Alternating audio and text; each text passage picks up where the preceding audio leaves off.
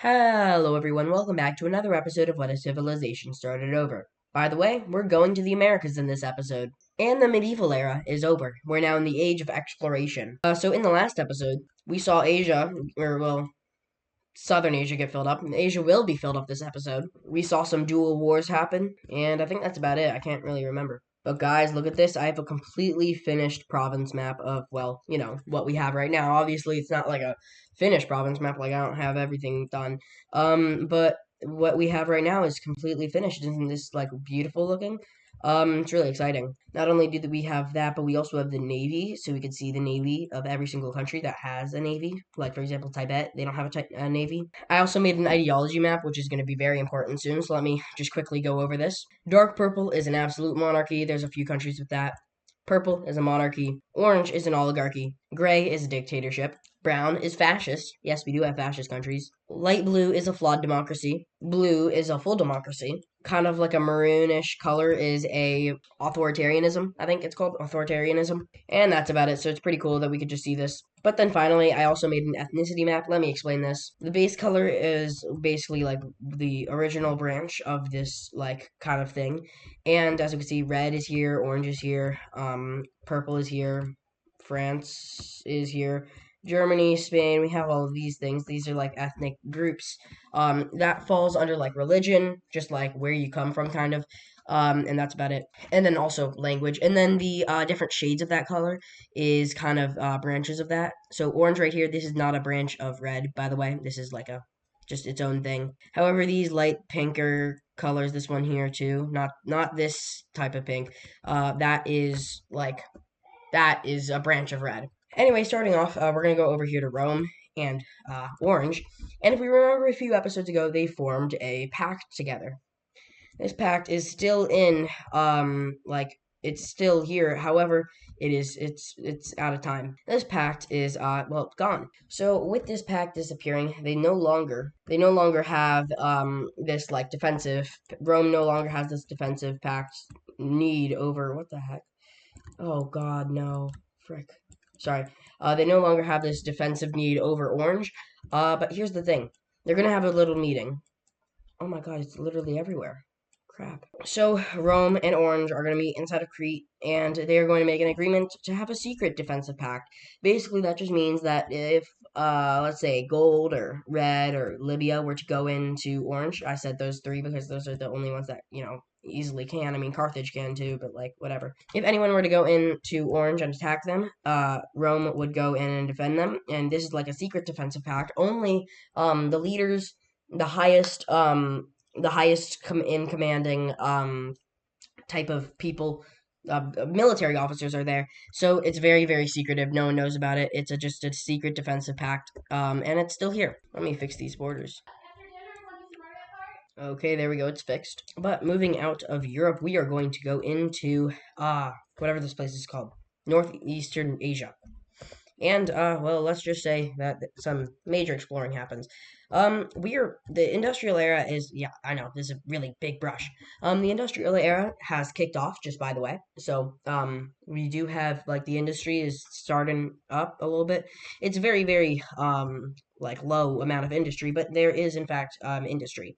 Anyway, that is explored. Whoa, what the heck? Sorry, I had to turn the tolerance down. But all of this is explored. Isn't that fun? But with this being all explored, thanks to the industrial era helping this out, there's going to be a lot of expansion. Starting off over here in Korea, they're going to expand far into Manchuria. Far into Manchuria, not really, but like into Manchuria. So here's Korea expanding into that, and they're also going to take over Sakhalin. Yeah, they are also taking Manchuria, and they're going to take some of these islands around here. So that's pretty cool. Japan is going to string up these islands. That's about it. This northern Japan, I mean, like, yeah, like that. This little blue country right here, they're going to expand just like that, and that's a lot of like land right there. This orangish reddish country's not going to expand for totally for reasons unknown. Yeah, Russia's gonna expand.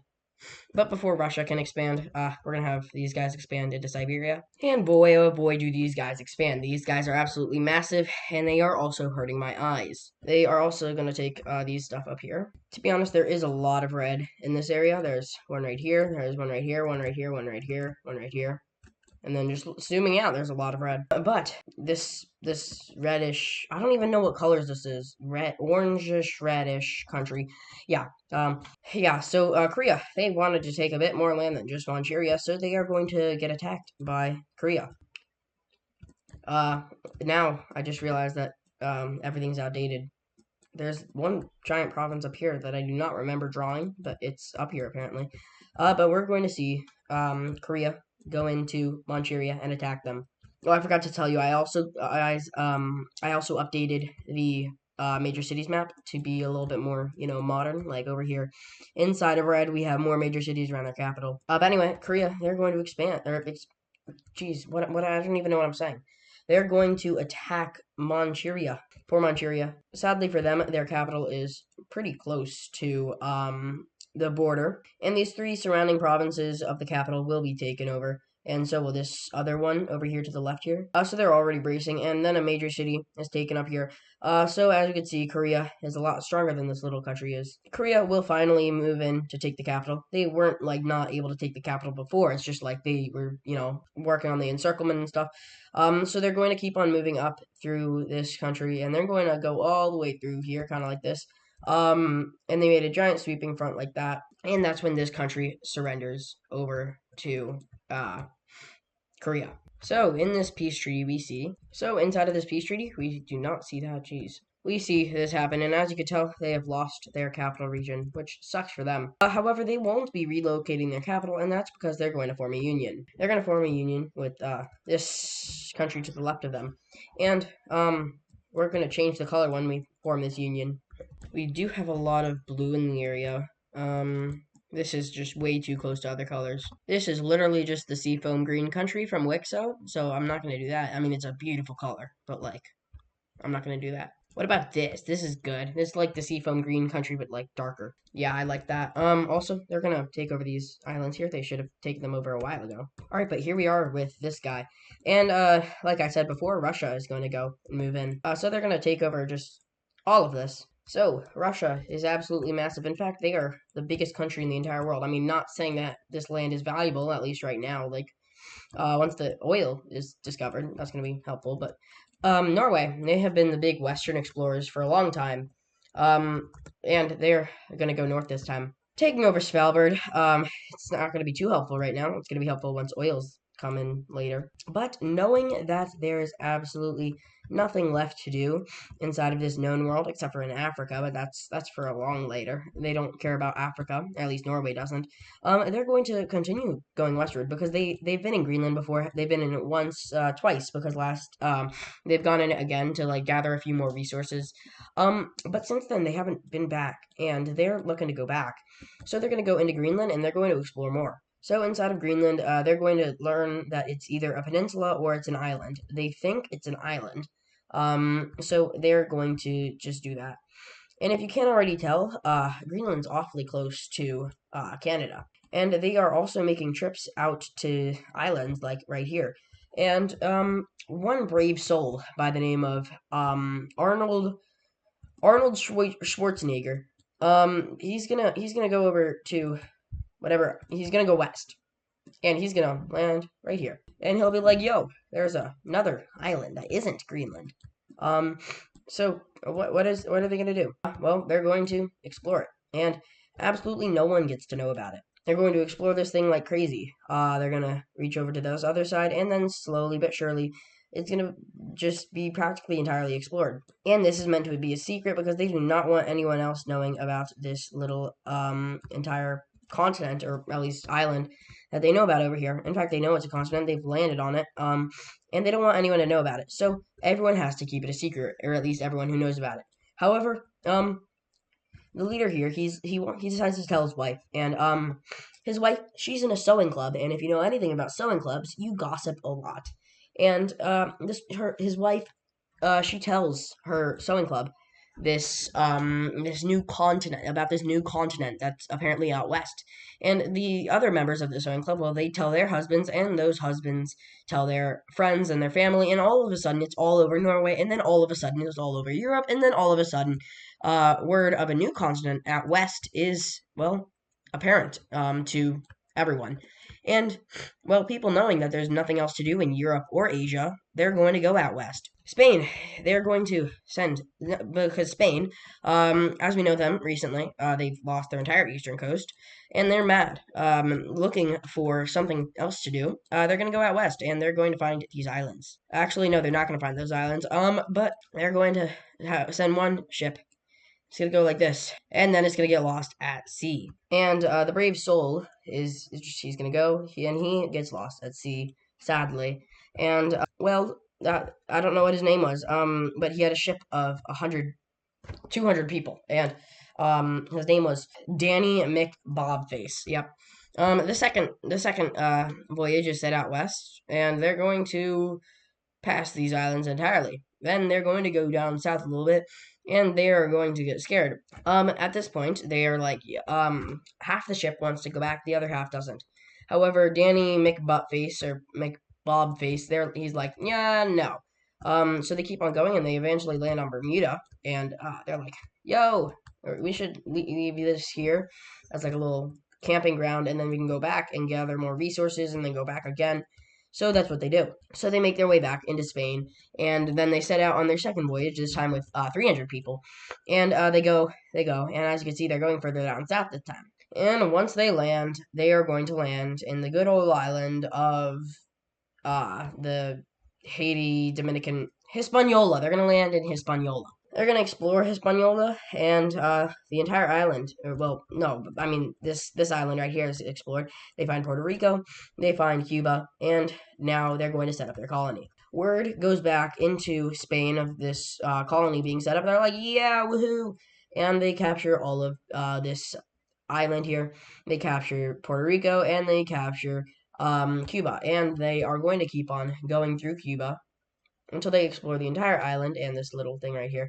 And just like that, they have a lot of Hispaniola. They go find Jamaica, they find some of the Bahamas, scratch out all of the Bahamas, and then they go island hopping down this island chain in the West Indies. And just like that, word is very much so out about this western continent. Norway is going to keep on exploring around here. They're not going to set up a colony just yet. And this Irish country right here, I know they may seem weak, but they are actually pretty strong, just like Scotland. And these two, they are very weak. These two, this little weird blue country and Cornwall, they are very weak. However, Scotland and Ireland are very strong. Ireland, they're going to go up north, and they're going to land in Greenland, and they're going to colonize this. Now they have their very own colony inside of Greenland, and they're going to also explore it. So they're going to do a bit of exploring, and then a bit more of colonizing, and a bit of exploring. Norway is also going to take over some area, and this is going to be their first like actual big colony besides for their little harbor inside of Iceland. And this is a pretty big one right here. And then Ireland will swoop in as well just before they can, not swoop in. And they're going to colonize some stuff, and look, they're exploring and colonizing at the same time. And most of this is just claims. It's not really settled at all. But they're going to find this little area, and they're going to find Newfoundland. And Norway is going to expand their colony outwards, just like so. And after expanding these colonies, they are going to explore. And just by the way, no one has found North America. Oh, wait, never mind. I take that back. People have landed in Maine, I think. I think they've landed in Maine. Someone's in Maine, all right. Yeah, okay, yeah. But, well, speaking of mainland North America, someone is going to land inside of North Carolina area. And they're going to explore this area. And take a good guess as to who is doing this. Is it a country that has been fractured and they haven't done anything for a long time? Or is it Rome, who can't even get out because of, the Strait of Gibraltar is blocked by Morocco, a dictator? I think they have a dictatorship. No, they have a monarchy, never mind. Their king doesn't like people going through the Strait of Gibraltar because it's his vacation spot. So Rome could not go through there. At least the current king, I mean. That, like, the current king just doesn't like people going through that. If you guessed France, you're right. France colonizes this area here. And their colony soon becomes the biggest colony in North America. Actually, no, Ireland's is because Greenland's part of North America. But heading out eastward, Korea hears about this new continent out west, and they assume that if there's a new continent out west, and it's not one of these three, or technically two, or technically I don't know. They're going to assume that there's another continent out east, so they're going to sail eastward. And where are they going to land? Yes, good old Alaska. They find this little island chain as well. So they're going to find Alaska, and they're going to tame it, and it will become theirs. Except it's not going to be entirely theirs, because another country will land inside of Alaska through the, whatever strait is right here. I can't remember what strait that is. And they eventually do meet up, and they're like, whoa, what are we doing here? I thought this is all mine. And just like that, a lot of it has been explored. But they're going to set up their colonies, and if you were wondering, this is the Siberian Union.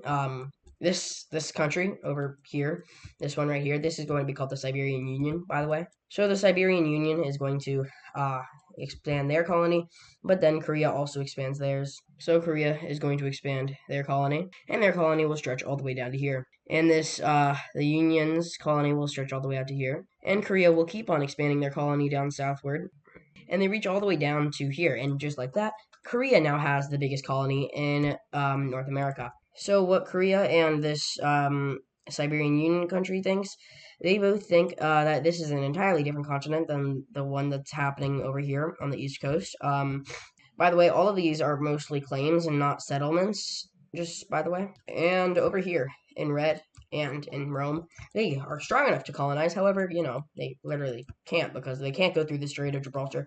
So they're going to have a bad taste in their mouth. Red is going to have a very bad taste in their mouth. They really want to colonize. And the settlers over here, they're going to decide to go back. And before going back, they're going to find Hawaii, and they're going to colonize that. Lucky them finding Hawaii, but they make it all the way back. And what the heck? This is just a gray. Oh, this is just the left side. Never mind. They make it back over here. But down here in Oceania, they're going to decide to go and expand here because they're like, I think we should do that. So they're going to explore that. So they go island hopping, and they're not going to discover every single island here because I'm pretty sure there's like 20,000 or something. But they're going to discover like the big islands, like the ones that show up on the map. But after a bunch of exploring, remember, we're in the industrial era right now. They're going to make it all the way out to Papa, and then they're going to make it over to Bougainville. Oh, wait, this is Bougainville. They're going to go more eastward. Then they're going to, go down here, find Fiji, find this one. And then they're going to decide to go into Australia, and then they're going to hate it because it's Australia. It's upside down, there's spiders, and they're scared. So they're just going to completely erase all memory of Australia because of the spiders and the scariness. And also, they saw like a snake eating a donkey, eating a cat, eating a man. Like it was just scary. But in serious note, they do explore it, and they explore it a lot. Who is they? This is all Southeastern Asian countries, and Korea, and China. But mostly just the Southeastern Asian, like Laos and Vietnam. And this orange one is too weak to do that. But they explore a lot of this, and they do not do much over here because it's freaking hot. And they are going to find their way around to the south, and that's about it. But they do the east a little bit, and that's all that they do. And they have a little conference with inside of Vietnam's capital with Laos, South China, China, Korea. And let's see how this colonizing happens.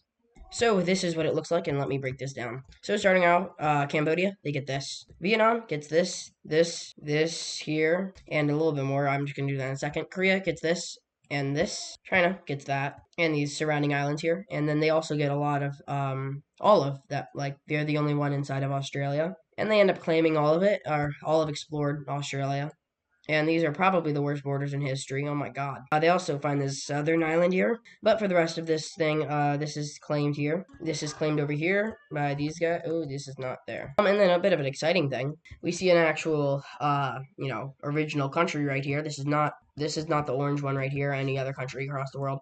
This is like an actual original country. Shoot, I forgot about Korea claiming this. I just realized East Timor is still here. Oh man, look at it. East Timor is just still standing. But final colonized Oceania looks like this. And by the way, in reality, Australia looks like this. However, due to it not being explored, I'm going to leave it like this. But they do know that there's like the outback is here. They do know that it's here. They just can't, go into the outback because it's the outback. So in reality, it would look like this, but for the sake of it not being explored, I'm going to leave it like this. And New Zealand hasn't been found. India, they are going to explore east because they hear from Korea because they're like best buds with Korea. Not best buds, but like they're close buds, with Korea, and they're going to hear about it, and they're going to explore east. They're going to go through the Strait of Malacca, down through all of here. Now that's all colonized, it's a lot easier to do. And they're going to go out eastward, and they're going to land in South America. This is the first country ever in South America, and they are going to colonize it. So they're going to set up their colony here, and they have a pretty good colony. And by the way, the early use of cannons is like it's an existent thing. And then also muskets. That's like in the making. All right. But France, they're going to continue expanding, and they're going to make their expansion a lot bigger. They're going to do all of this, and they're basically just claiming whatever they've explored. And they're going to take Michigan, practically the exact borders of Michigan. No, I'm just kidding. But they stretch all the way up to the Upper Peninsula, and that's about it. But eventually, they're going to start just exploring and not claiming it, and then they find islands claims. They're going to explore around Lake Superior, down Lake Michigan, and basically just around their entire colony. But soon, in Korea, word gets out about this eastern continent, and France starts asking about this eastern continent because they're like, hey, we want to get on this eastern continent. And Korea's like, basically, they talk about it with Korea, and Korea tells them what the climate's like and everything, and they're like, whoa, whoa, whoa, geez, oh my god, the continent that we're on is like that exact same climate. And they're like, hold on, what if this might be a long run here, but what if this is the same continent that we're talking about? So what they decide to do is France is going to go west, and they're going to keep on going west until they find something or a coast. If they find a coast, then that means that this is an entirely different continent. However, if they find Koreans and settlers and stuff, they know that they are not on an entirely different continent. And guess what they find? Koreans. Just like that, they know that this eastern continent is, not an eastern continent, and in fact, it's just the same thing as this American continent. And, well, they're going to expand a lot to meet up with each other. They're also going to take all of Baja. Sorry. So Korea and France meet up just like that. But notice how France took over Florida. Spain confronts France. They're like, yo, we were literally just about to take Florida. Why did you have to take it from us? And they're like, no, we were not. And now there's a border dispute over Florida. And to be fair, why exactly do you want Florida? Like, out of everything you could have lied about, why would you lie about Florida? So just like that, Spain has yet another border dispute, and they should have learned their lesson. Last time they had a border dispute, it did not end well for them. However, I mean, to be honest, if they didn't have that border dispute, they probably wouldn't have, cared to gone westward. But this is just a border dispute. It's not a war or anything. But they're going to find Yucatan, and they're going to explore around Yucatan, and they're going to go into Central America, and they're going to explore that, and then they're going to colonize it. And just like that, they have found the Pacific, because, well, they explored. And basically, it's just been this entire episode that they've been expanding. I mean, some things haven't happened at the exact same time, but, like, it's practically the same thing. But I hope you guys like this episode. Yep, that's right. It's ending at, right here. This was a major episode. The map was almost completely filled in. We filled in Asia. We are filling in the Americas already. We almost filled in all of Oceania. We just have Australia and New Zealand, so that's gonna be exciting. Morocco, they can colonize. In fact, they're going to colonize. They're gonna land in South America after colonizing a little bit. I mean, looking around a little bit, they're going to land in South America. They're the second country in South America. Morocco is strong enough. I forgot they're not Morocco anymore. They're the African Union. The African Union is strong enough to, in fact, colonize, so they are going to colonize. And I have a good feeling that they're not going to like colonizing pretty soon because of, well, the Berlin Conference, or, well, I guess our world's version of the Berlin Conference. But that is all they're going to do. But right now we're going to see colonialism continue, and we'll see what else happens. So first of all, we're going to look at more exploration. I'm going to go a little bit more in detail this time.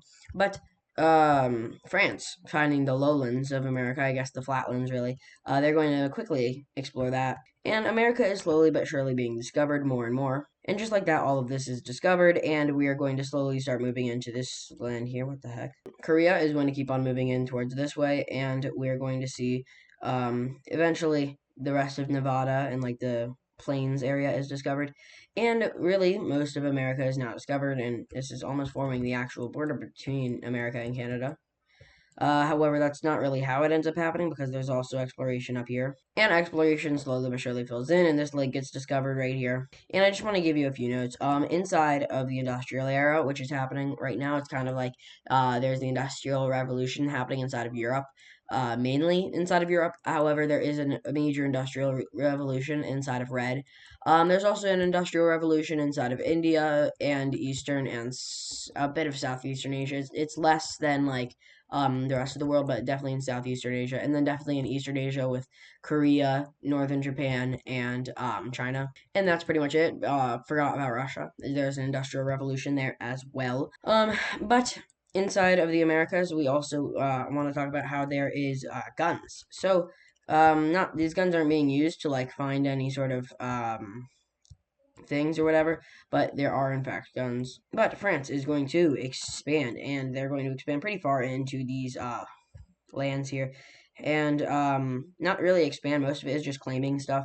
But here we are with all of this here being claimed. And if I were to give you an exact look at what it is, it looks like this. The final borders of this kind of look like that, and it's very, very straight lines.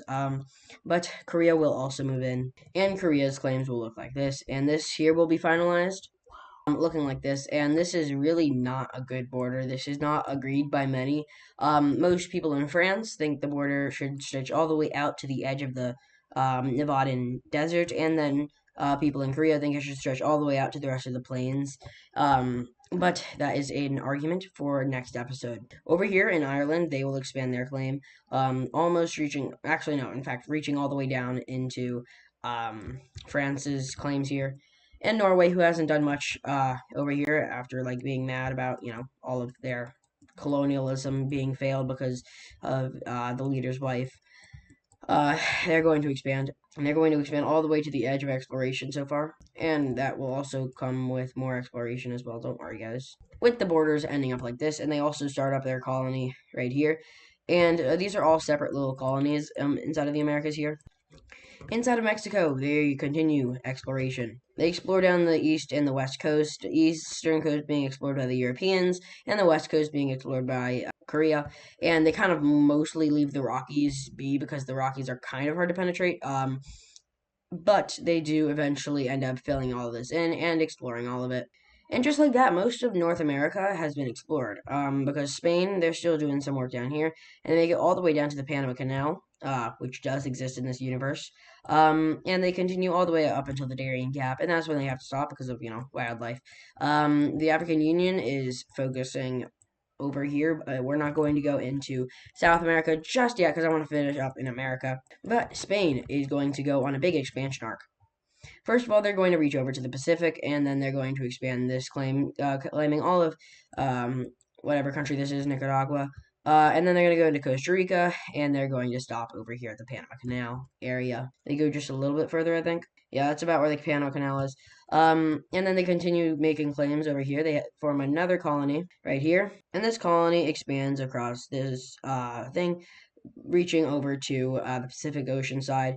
And obviously, the Pacific will be a lot less maintained than the Atlantic. Obviously, it's going to be maintained the same amount, but it's just a bit harder to maintain because there's not harbors and stuff. There's not much harbors because the Atlantic side, it can just, I can go straight to Spain. However, the Pacific side can't really go straight to Spain. They have to cross over to the Atlantic side. But the Pacific side still expands nonetheless. And eventually, this whole central area is claimed. And now there is the Treaty of Mexico between Korea, France, and Spain. And this Treaty of Mexico will divide up Mexico accordingly among Spain, France, and Korea. So the first order of business is how they will split it up. But they will not split it up nicely. They are not agreeing much on this. There is a big dispute over here in Florida, which Spain is still salty about. So they're not going to be too happy about how this goes down no matter what. And Korea also is not going to be happy about how this goes down no matter what because they want the planes. And then France will also not be happy about how this goes down no matter what because number one, they have the border dispute with Spain and Florida, and then also they want the Navidian Desert, which not doesn't look like that. It looks more like kind of like this, I think, something like that. It expands out to there. But yeah, so we'll see how this goes. And here is the final borders of everything. As you can see, Texas is very much so visible. That's because Texas runs along a river, this little river right here. Yeah, that's why you could see it. If you didn't know, I run a lot of borders along rivers. Like this border was mainly rivers. Over here, this entire border practically right here is a river. This is a river. This entire northern border practically is a river. And a lot of things are just running along rivers, and that's pretty cool. So that's why you can see Texas so well here. And I'm just now noticing how unbelievably like weird. I mean, I'm not sure because I'm looking at my second monitor and it looks completely fine. You can see the difference, but for me, it just looks really weird. So yeah. Um, but we see Korea taking over all of this, and then Spain gets that. They don't get too much. However, there is a small purchase that is made over here in Baja California. And I don't know why I called this a small purchase. This isn't really a small purchase. It's more of a big one. But we see Spain claiming all this. So here we go. And exploration will continue. We reach all the way up to here. And this lets other colonies continue expanding. And as you can tell, Ireland is close to being able to cut Norway off of the rest of this. However, they could just go across the Hudson. I don't think it would be called the Hudson in this thing, though. I don't know why they would call it the Hudson. I don't think a guy named Hudson would find it. But anyway, we're going to go into South America now that most of this is actually, wait, we're not going to go just yet because more exploration is going to be happening up north. And by a bit more, I mean a lot more. I don't think I said a bit more. I think I just said more. But the Siberian Union, which I don't know if I mentioned that last episode, but this is the Siberian Union. That's what I'm going to be calling them. They didn't really, their main thing was down here in like this central core area or something like that or whatever. However, they eventually expanded to this and then they unionized together because they were weak. But they're mostly Siberian. I mean, Siberia is mostly over here, like right in this central area. But screw that. They're pretty cool. They're going to be Siberian. But anyway, them and Korea will expand. And Korea expands a lot, forming this whole thing, and I forgot to color this in, my bad. But then up here, the Siberian Union will actually purchase some of this land. They don't purchase it, it's just, I'm redoing how this happened, because I didn't really like how big Korea became. And this is what it ends up looking like. I know that I just said that they're weak, but that does not mean that they're incapable. So this is what they're looking like. However, they are going to sell, some of this land. So, this land will be sold over to France. And just like that, now there's even more tensions between, now there's tensions between Korea and the Siberian Union because, hey, you could have sold that to me and we could have been looking a lot bigger, but they didn't sell it to Korea and now they don't look a lot bigger. It's over here inside of this, like, area between, these two guys, they are completely very, very jealous of these European powers and Eastern Asian powers and Southeastern Asian powers. I mean, not really powers, but people that are able to go colonize, and they are very mad about this, especially Rome. And Red is very mad about this. However, Rome will be doing something about it, but not just yet. Actually, maybe just yet. The episode's getting kind of long. I've already been recording for 20 minutes, and I've been talking for 20 minutes, it feels like. So let's begin. Let me turn on my map, my major cities for this. There is one major city in the island of Crete, and if you looked at the title of this episode, you would notice that this episode is called the Crete Conference. What are we doing in the Crete Conference? Well, we are dividing Africa. This is basically our world's version of the Berlin Conference. I don't know why I went here. Berlin's more like right here. But this is this world's version of the Berlin Conference. Rome, who has been unsatisfactory. I don't know if I used that word correctly. Good job me if I did.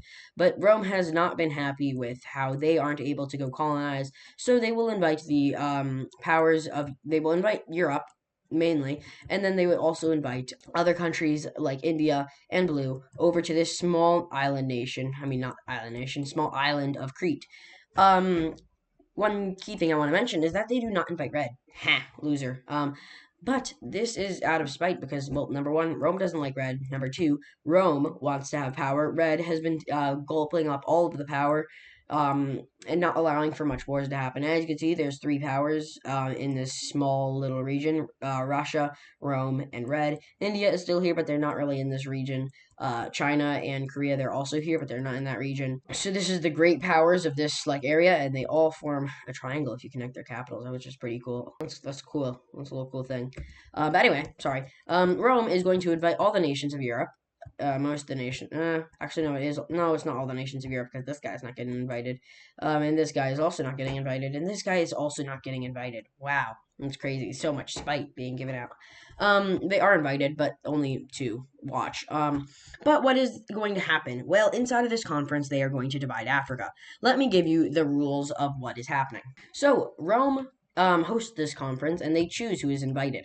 The countries who are invited to actually partition Africa. I'm not going to say who's not invited because there's no point. I mean, who is there to watch the conference because that's irrelevant. But it's Rome, South France, North France, Catalonia, Spain, Rome, of course, Orange, Russia, Poland, Norway, Denmark, Germany, this pink country, and this little lime country. And Ireland. I forgot about them. And that is it. Finland is technically they're invited, but they don't really want anything from this conference, so that's why I didn't list them off. Same with Ukraine, they're invited, but they didn't want anything, so I didn't list them off. But they are invited, and if they want to take bunch in to take some land from Africa at any point, they can. They're allowed to. That is what they are there for. However, they do not want to take any land, so yeah. And Red is not invited to just watch or partition Africa at all. Blue is also invited. I forgot to mention that, and so is India. Because these are two major powers who are not African, who are not like literally African, but they have claims inside of Africa. Like India, they have this claim inside of Africa, and Blue has recently massive claims inside of Africa. If you remember, they became a dictatorship. So yeah, and then of course the African countries are not invited. Not even you whatever you call the African Union, which, by the way, they do have a colony inside of South America, but I'm not going to show us South America at all this episode because it's kind of irrelevant. Fine, I'll do a bit of exploration. India doesn't do any exploration, by the way, but there's a bit of exploration. However, no colonial expansion. That's it. But the purpose of this conference is to divide Africa into colonial claims, and they're not immediately going to conquer it. Basically, there's going to be rounds, and inside of each round, you draw up your claims, and there's a lot more to it. Don't worry. But each round, countries will secretly submit their claims, so they will not do it publicly. They will draw up their claims and then show it off. So in every single round, there's a certain round. Well, inside of that round, all of the land that you claim has to be connected. In the next round, you can keep connecting that land. However, you can also go into a completely different area to make completely different claims. So let's say red, they're not invited. I'm just using them as an example because it's obvious they're not going to do anything. Let's say they make a claim over this this area around this country in the first round. They can't go over here to this orange country to make a claim around them in the first round as well, unless that claim is connected. However, in the second round, they're able to make an unconnected claim over this orange country. However, the reason they wouldn't connect them in the first round is because claims are not really going to be claims can't be like unrealistic and insanely large. Because, well, number one, you can do that, but you're probably not going to get as much as you would if you were to make smaller claims. So yeah. And overlapping claims are allowed. So what that means is if you overlap your claims, that is fine. That will be sorted out at the very end after all the rounds are over and all of Africa that is wanted is divided. By the way, the African Union is scary, so a lot of European countries will not try and capture it, except for Spain, of course, because they want Morocco. They're like, Morocco is mine because, well, technically it is. They originally were here and then it broke away. So then I guess technically it's not. And is this technically the descendant of that Cornwall country originally? Is it? I don't know. I'll let you guys theorize. So how are these claims made? Well, the claims are made in secret. The leader of the country, some diplomats, and the military leader will leave the conference as or well, just like secretly make their claims over what they want, so that way they can't purposefully in spite overlap claims with a certain country. And then at the very end of the round, all the claims are revealed and overlapping claims are marked down. And this prevents spite claiming on purpose. And the rounds continue until Africa is either number one, fully claimed, or number two, nobody wants more land. If a claim is made in the first round, in the second round, and all the rounds after that, no one is able to overlap that, and that goes for every single round.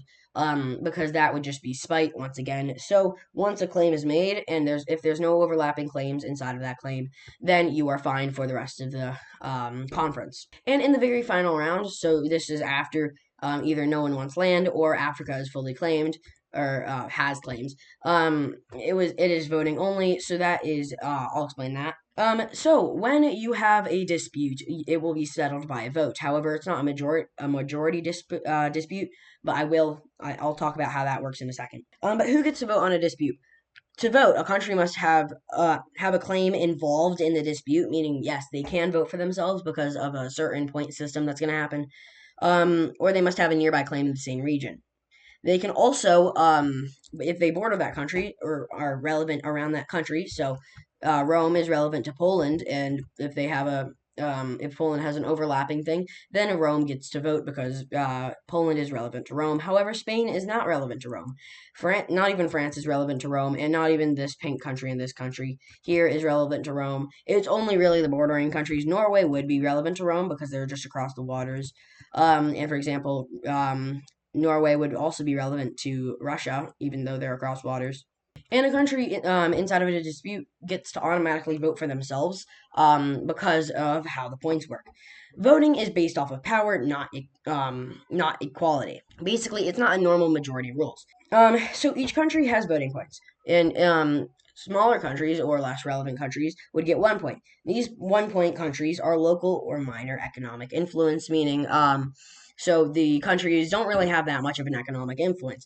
You get 2 points for voting if you have regional influence in economy, and then you get 3 points if you have major European influence, which is maximum. And then for the special cases, like for the non-European powers, like India and Blue, they each get 2 points because they do have major influence over European trade and stuff like that. I mean, economy. However, the points cannot be split, and they can't go, and they all go to one side. And if you overclaim too much, you are likely to lose overlaps. And smaller realistic claims are safer for these countries. And they may, if they want to prevent humiliation or something like that, they're able to pull out of disputes voluntarily, and they're also able to negotiate before voting. These sovereign African states are not automatically claimed. If no one wants to fight them, they remain independent. However, if they were to want to fight them, they would have to fight them so that way they could get that claim because they can't just like snap them out of existence. And well, that's where I'm gonna list off one more thing. What happens if a claiming country is destroyed? So a country who is claiming something gets taken over or annexed during this conference, because this conference will last like about a year. That's how long this conference will be, just because of the complicity of it. And then also they have to think, they have to strategize, and between each round they go home for like a month or so. And yeah, well, technically it's not gonna happen just yet because I don't want to spoil anything. But after the conference ends, there's no more overlaps. All these countries will work together to get rid of these African countries. Blue and India do not count as African countries. Their claims cannot be touched because they're part of the conference. But yeah. So, how many points does each country have? I think I just said that. Oopsie daisies. Sorry. So, how many points does each country have? Starting off with the obvious, Blue has 2 points. India has 2 points. Spain and France each have 3 points. Catalonia has 2 points. South France has 1 point. Ireland has 1 point. However, they're pretty strong. It's just they don't have much influence over mainland Europe. Norway has 3 points. However, that could have been a little bit biased because of Rome. They don't really have much influence over like Western Europe. However, they're still very important. Russia has 3 points. Rome has 3 points. This was assigned by Russia, not themselves. Ukraine has 1 point. Poland has 2 points. Germany has 2 points. Denmark has 1 point. Pink has 1 point. This weird lime country has 1 point. And orange, they're not really a European power, but they have 2 points because Rome just likes them. So that is how this will all go about. I'll have to keep track of that for when voting happens and stuff like that. But let's start off with round one. Round one, everyone will start making claims. We will see our first claims by the European powers and then other stuff. I mean, this is just every European country actually, so not except for you three. You're not relevant. You're not invited at all. You aren't even considered European yet. Your Western neighbor, who's even further away from Europe, is considered European. Ha, losers. Everyone will get to make their claims. I don't think I said Finland. They have 1 point. But we'll see how each claim is made. So, starting off, we are going to look at what Rome claims. And I think a lot of you could, if you have been watching the series, you're able to guess what they're going to claim. Yep, that's right. They're going to claim over this. They're going to claim all of Carthage and a little bit of the African Union. And that's kind of obvious because, well, they just got kicked out of this place and they want this place back. Spain, they are going to make a bit of a risky claim. I don't know if they're going to be able to pull this off too well. But they're going to make this claim, and yeah, as you can see, this overlaps. So yeah, they're going to claim over Morocco, the Moroccan area. So this is like their core Moroccan area that they had claimed, that they had control over, plus a little bit a long time ago. So as you can see, the first 2 countries to go are colonial, or post-colonial. Inside of Africa, they used to have colonies, or I guess claims inside of Africa. Moving on, we're going to go to Catalonia, who will make a good claim over Egypt. However, it does overlap with Rome's claim just a little bit. So this is a pretty big claim. However, it won't affect them if no one else overlaps it. Let's hope no one else does. Or, I mean, well, Catalonia should hope so. I think we're going to be moving west to east. I just started out with Rome because, I don't know. So I guess we'd go to Ireland next. Ireland is going to be our first country in southern Africa area. But they're going to make this claim over this Equatorial Guinea area. And this is what it looks like. Now, this claim may look pretty big, but that's just because, like, they claim these 3 islands, which are very small, so this isn't really a big claim. Anyway, South France. Their first claim will be practically over these 2 countries, plus this little spot. And then France's claim will look like this. This looks kind of weird. Yeah, that's right. France's claim will look like this. This is a pretty big claim, however, it's not going to affect them if no one overlaps it. Speaking of overlapping it, this weird-looking pink country, yeah, they're going to claim all this. Sadly for them, though, they don't have as many points. They only have 1 point, and France has like 3 points, I think, or something like that. So that probably won't go towards their way. Anyway, this weird looking lime country, they're going to make a claim. Where will it be? It will be over here. And their claim will look like this. It's rather large, honestly. Anyway, next up is going to be Germany. Germany is going to make another claim, and this one will also overlap this one. So Germany will claim this. Germany has a big overlap with them. However, I have a good feeling they'll also have a good overlap with India. So this is a pretty wanted zone, like right here. This is a pretty wanted zone. A lot of people want this like little area right here. Anyway, moving on, we have Denmark. Quick little side note, Denmark does pull out after only the first round because they don't have anything else they want to do. So Denmark claims this right here, which I think is a pretty good claim for them. Next up is Norway. The Norwegian country is pretty good at what they do. I have a good feeling they'll have a pretty good claim. So, here's their claim, and if you couldn't already tell, they respect the South Africans here. They do not overlap any single country. It's pretty cool. Next up is not Rome, we already did them. Poland. Next up is Poland. Poland will make a claim pretty much only over the Sudanese country. However, they'll go a bit into Libya. And that's their overlapping bit. By the way, no country is allowed to overlap India's or Blue's claims because those are countries that are already involved in Africa and they're inside of this, so they're obviously not allowed to take that. We're going to be skipping over Finland and Ukraine because I said they don't really do anything. But Russia will make a claim, and they make a pretty big claim. It overlaps 3. There's a triple overlap right here. There's also a triple overlap right here.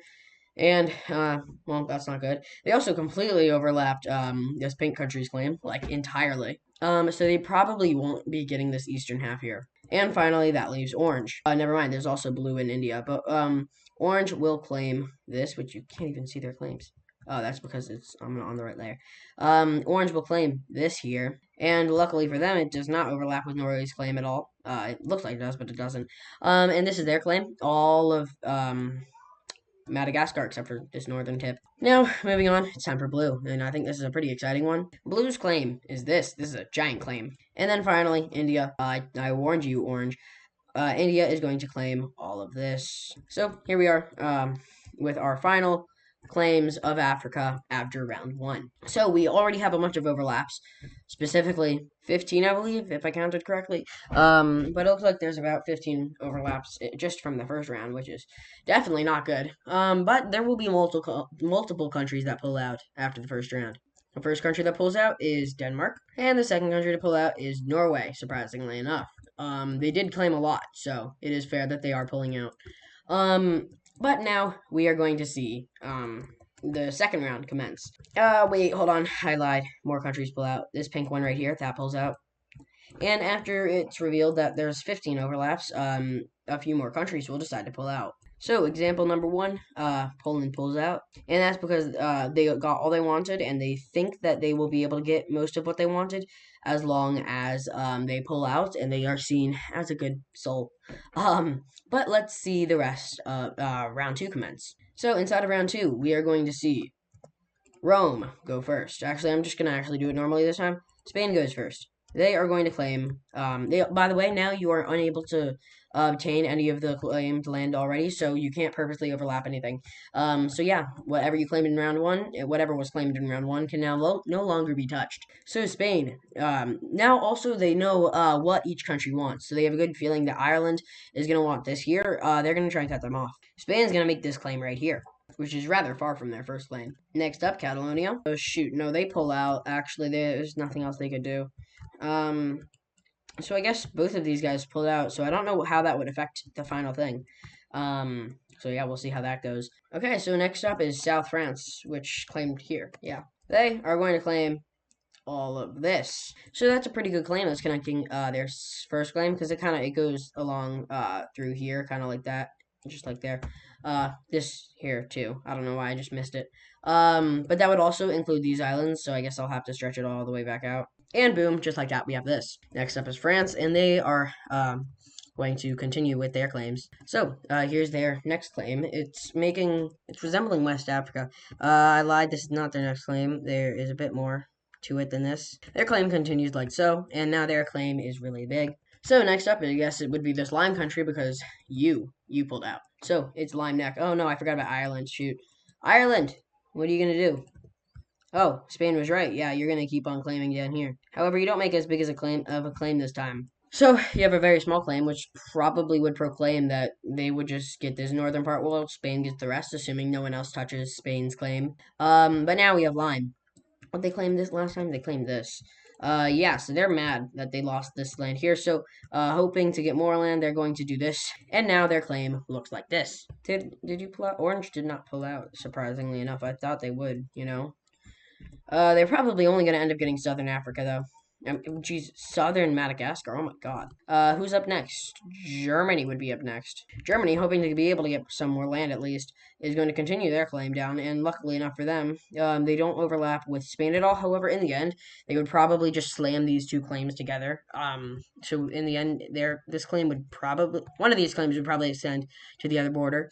In my opinion, I'd probably connect it to Germany's border because it's a little bit nicer, it's a little bit more realistic. But to be honest, what am I talking about? This is basically the Berlin Conference. There's not going to be nice borders. Look at France's claims. What the heck is this? Anyway, moving on, we have Germany just made a claim. Oh, it's Rome. It's Rome now. Rome is going to make a good claim. Sadly for them, though, their claim overlaps a lot with France. However, it does slip out at a point. So I don't know what would happen here. It would probably just, I don't know. Moving on, we have Russia. Russia, scared that they're not going to be able to get enough, is going to claim the rest through here. And yet again, they're going to overlap with France. And they are not able to claim this. It's already claimed right here. Wow, okay, what are you doing, Russia? But they're going to claim all of this, and that will be the final reveal, seeing the rest happen here. And at this point, a lot more countries will pull out. You will pull out. Russia pulls out. Ireland pulls out. Also, but at this point, all of these claims have been revealed. Oh shoot, I forgot you two. Oh bad. Oh crap. Okay. So blue, their claim is right up through here. By the way, this is the dictator making these lines. I just want to point that out. But that's their claim. It's pretty good claims. And blue that's their claim, and then there's you. Yeah. So you saw this was from the last round, so they're just gonna claim. Whoa. They're just going to claim the rest of Madagascar, just the northern piece. because they can't overlap Orange's last claim. So continuing what I was talking about a second ago, Ukraine and Finland will officially pull out. They didn't make any claims the first two rounds because they were just like observing. However, they're going to officially pull out, meaning they even if they wanted to step in for a minute, they couldn't claim any land. India is going to pull out, and then finally, Blue is going to pull out. So that leaves only a few more countries: Rome, France, South France, Germany, and Rome. Not even Germany. No, Orange also pulls out, and then Germany. I forgot about them. They pull out. And did Denmark pull out? Yeah, they pulled out. So that leaves only four countries, which will allow us to move on to round three, which will not commence normally. This will be the very last bit, so they're going to wait until after. So round three is going to be voting. So this is going to be deciding the actual borders, and then round four will be dividing the rest up between Rome, South France, France, and Spain. So that technically means that these are the final four. And now they're going to settle the claims. Let me pull up another layer for this. So here's what Africa looks like normally. The first thing that's going to happen is Norway's claim is fully granted to them. So here we go with them. And this doesn't reach into South Africa. I just didn't want to have to redraw that border. So here is Norway's claim, and this is the first official claim inside of Africa right now. Next up is India's claims. So India will obviously get this, and what we're doing first is just you're allowing these overlapping, non-overlapping claims will be granted. So if your claim isn't overlapping whatsoever, then your claim is granted. Orange will get this claim over southern Madagascar here. So there they go. Germany, you're going to get most of your claims, actually. So there they go with that. This is also cut off right there, I think. Wait, is it? Where is it cut off? It cuts off right here, like that. Yeah, that's where it cuts off. So that's their non-overlapping claims. Next up is this weird-looking lime countries overlapping claims, or I guess non-overlapping claims, which look like this. I said that kind of weirdly. Cis. So that's their non-overlapping claims. And the rest is pretty much just overlapping claims in southeastern Africa. Blues, non-overlapping claims. It's actually most of their claims. They only have an overlap here with lime. So this is their claim, and they're probably going to get a plus right here through that. So that's all of this Africa part. Next up, Spain is going to get their claim right here. And like I said before, it's going to definitely just reach out to Germany right here. And now their claim looks like this, which doesn't really look so big now that I'm coloring it like this. But it looks more like this. Here, that makes it look better. So that's their claim that is granted to them. Ireland barely has claims granted to them. A lot of their claims overlap. So that's their non-overlapping claims that they get. Russia is not going to be getting this land here until the voting happens, because technically this would mean that this would be breaking one of the rules, because that means that they claimed all this in the first round, right? So if you were to separate this, then this would be separate land from your claim, meaning technically that would be breaking round one rule. So they won't be getting this until the voting happens. I mean, I don't even know if they would get it when the voting happens. I'm just saying, like, if they were to get it, it would be happening during the voting. But then their other claim happens to be right here. So here are their claims, and it would be really nice if they're just able to connect them. Next up is this this is South France right here. They're pretty strong, to be honest. But their claims look like this. So here they are. And I'm just now realizing that none of Denmark's claims don't overlap, meaning that they might not get any land. We'll see how that goes down. Anyway, France's turn. So here's their claims. Then that's most of Africa's claims not done. Done. So next up is Spain's claim. That doesn't overlap, and in fact, most of it does. Just a little bit of it does overlap. I don't know how they're meant to pull this off, but they might pull it off somehow. Where's their next claim? Their next claim is down here. This claim would be pretty helpful to let them have a bit of like a colony close to them. So these are the final claims of Africa with non-overlapping borders, and then we will next up we will see how the voting happens. So starting off over here, we're going to do from north to south in Africa. So number one, Spain's claim. So Catalonia is the only. There's Catalonia, South France, France, and Ireland who can all vote for Spain, and well, three of those guys were just in a war with them, so I don't know how this little piece of land's gonna turn out for them. Yeah, okay, that seems pretty correct. I don't think I even need to show the votes because, well, three, three, um, four would already be voting against them because Rome is allowed to vote, and then that just leaves them and France, and I don't even know if France would back them up. So they're going to not get this claim here, meaning that this little bit here will be going over to you, whatever your name is, Rome, expanding their claim just slightly. Next up over here is Catalonia and Rome, and I just realized for that it would technically be also Rome's relevancy, but it was mainly because Rome has much bigger claims than Spain does right here.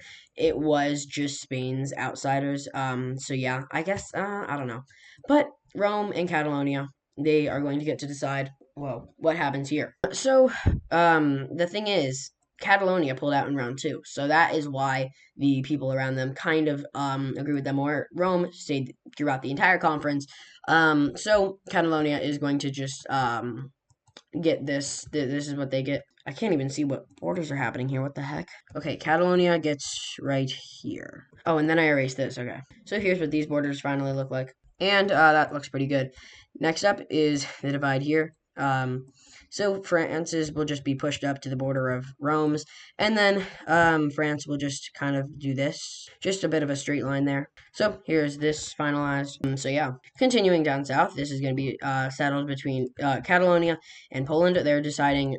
They say that they want to decide themselves what would happen because they think they can work out an agreement that would work. Because well, they know how to make this work. So Poland, they get to reach out to see. This is how their claim works here. It looks like this. And then Catalonia will get the rest of their claim. Because to be honest, Poland wasn't really interested in Africa too much, at least as much as Catalonia was, and they both knew that. So that's why they decided to work this out themselves, and it was under supervision, so that way no certain wars could be started or whatever. So that's that finalized. And to be honest, these northern African countries will be hard for these countries to fight just because of how strong they are, especially the African Union. The African Union is going to be hard, especially Carthage, Libya. Oh, Catalonia has to fight Red. They have claims over where Red has. So this Lime country is going to win the voting here. That's mainly because the European powers know Lime more than they know Blue. So that's mainly the reason why it ends up happening this way.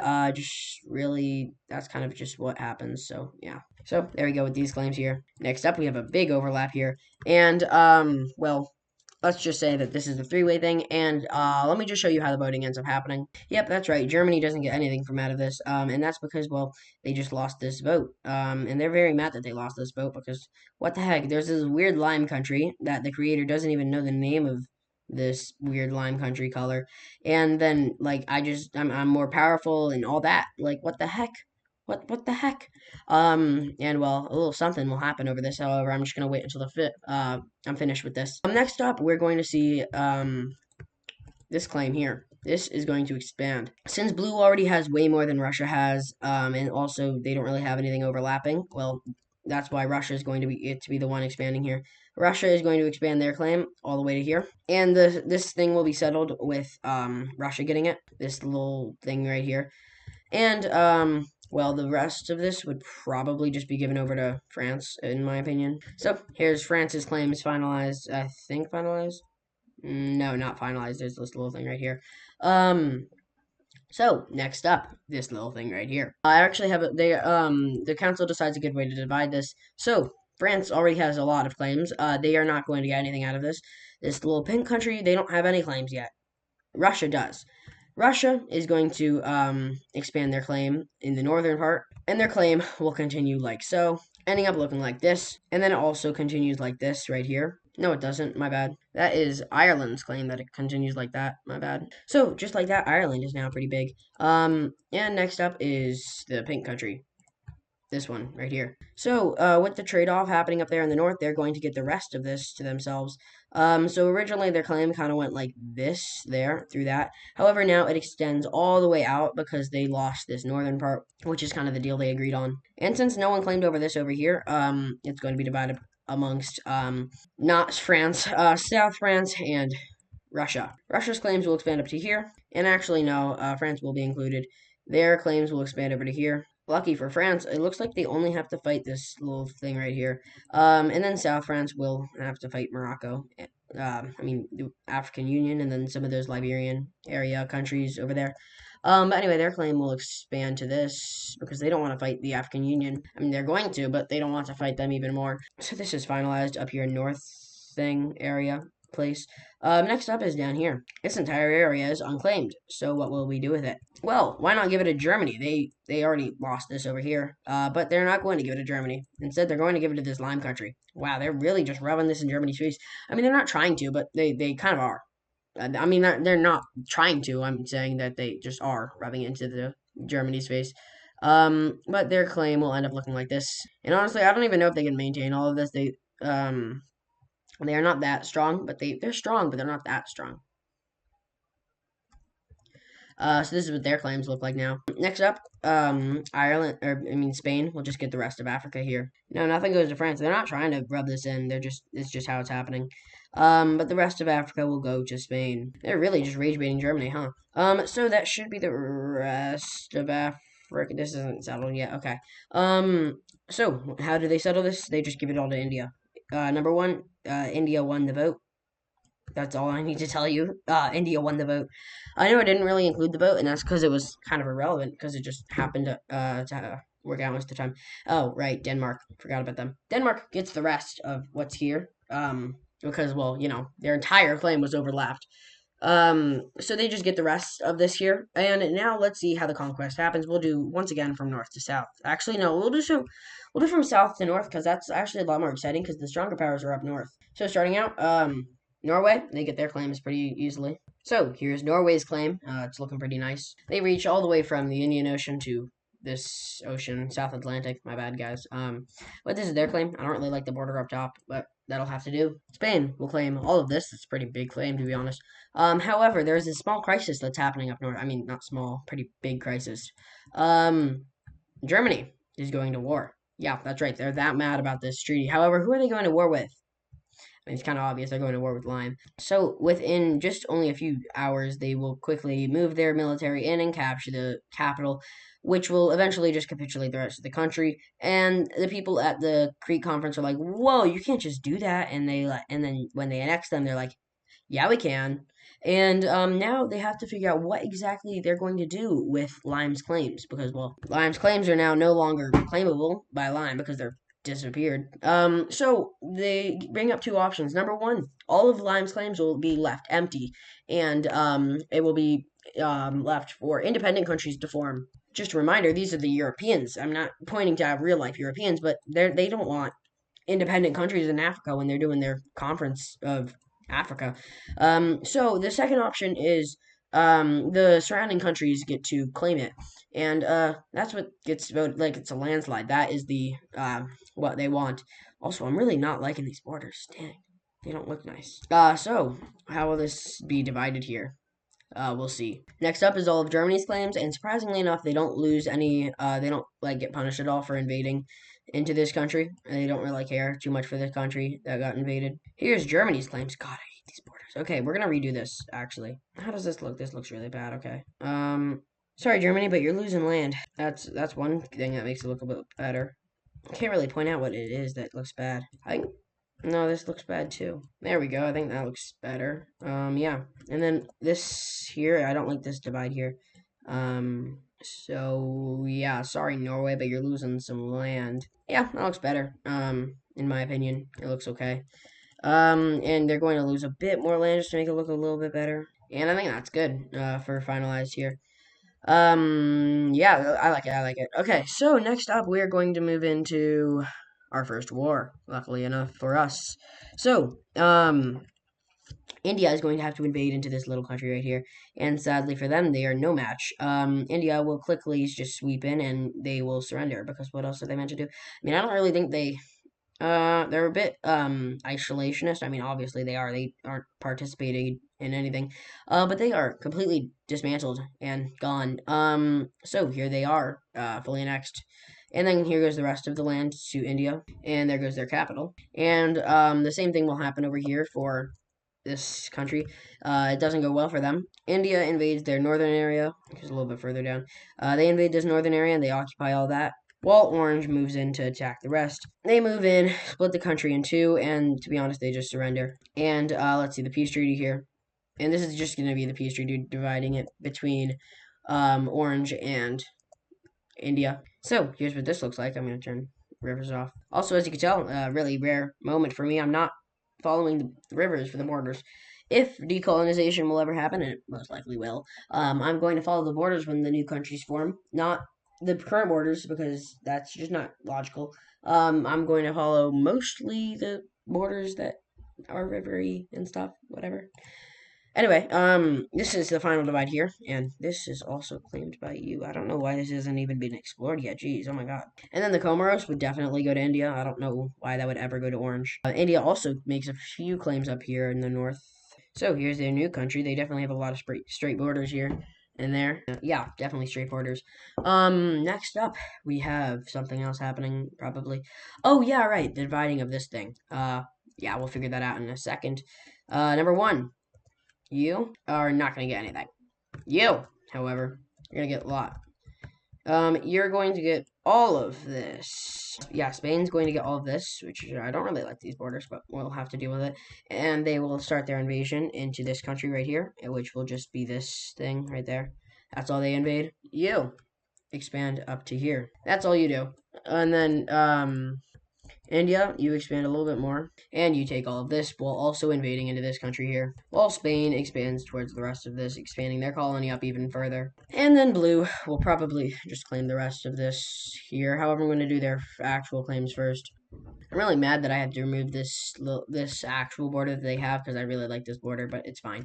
Then, next up, they will be claiming this here. And they will invade into this. And now it's time to divide up that country. But in the end, their full borders will look like this. And they're probably going to have the most presence in Africa out of every country.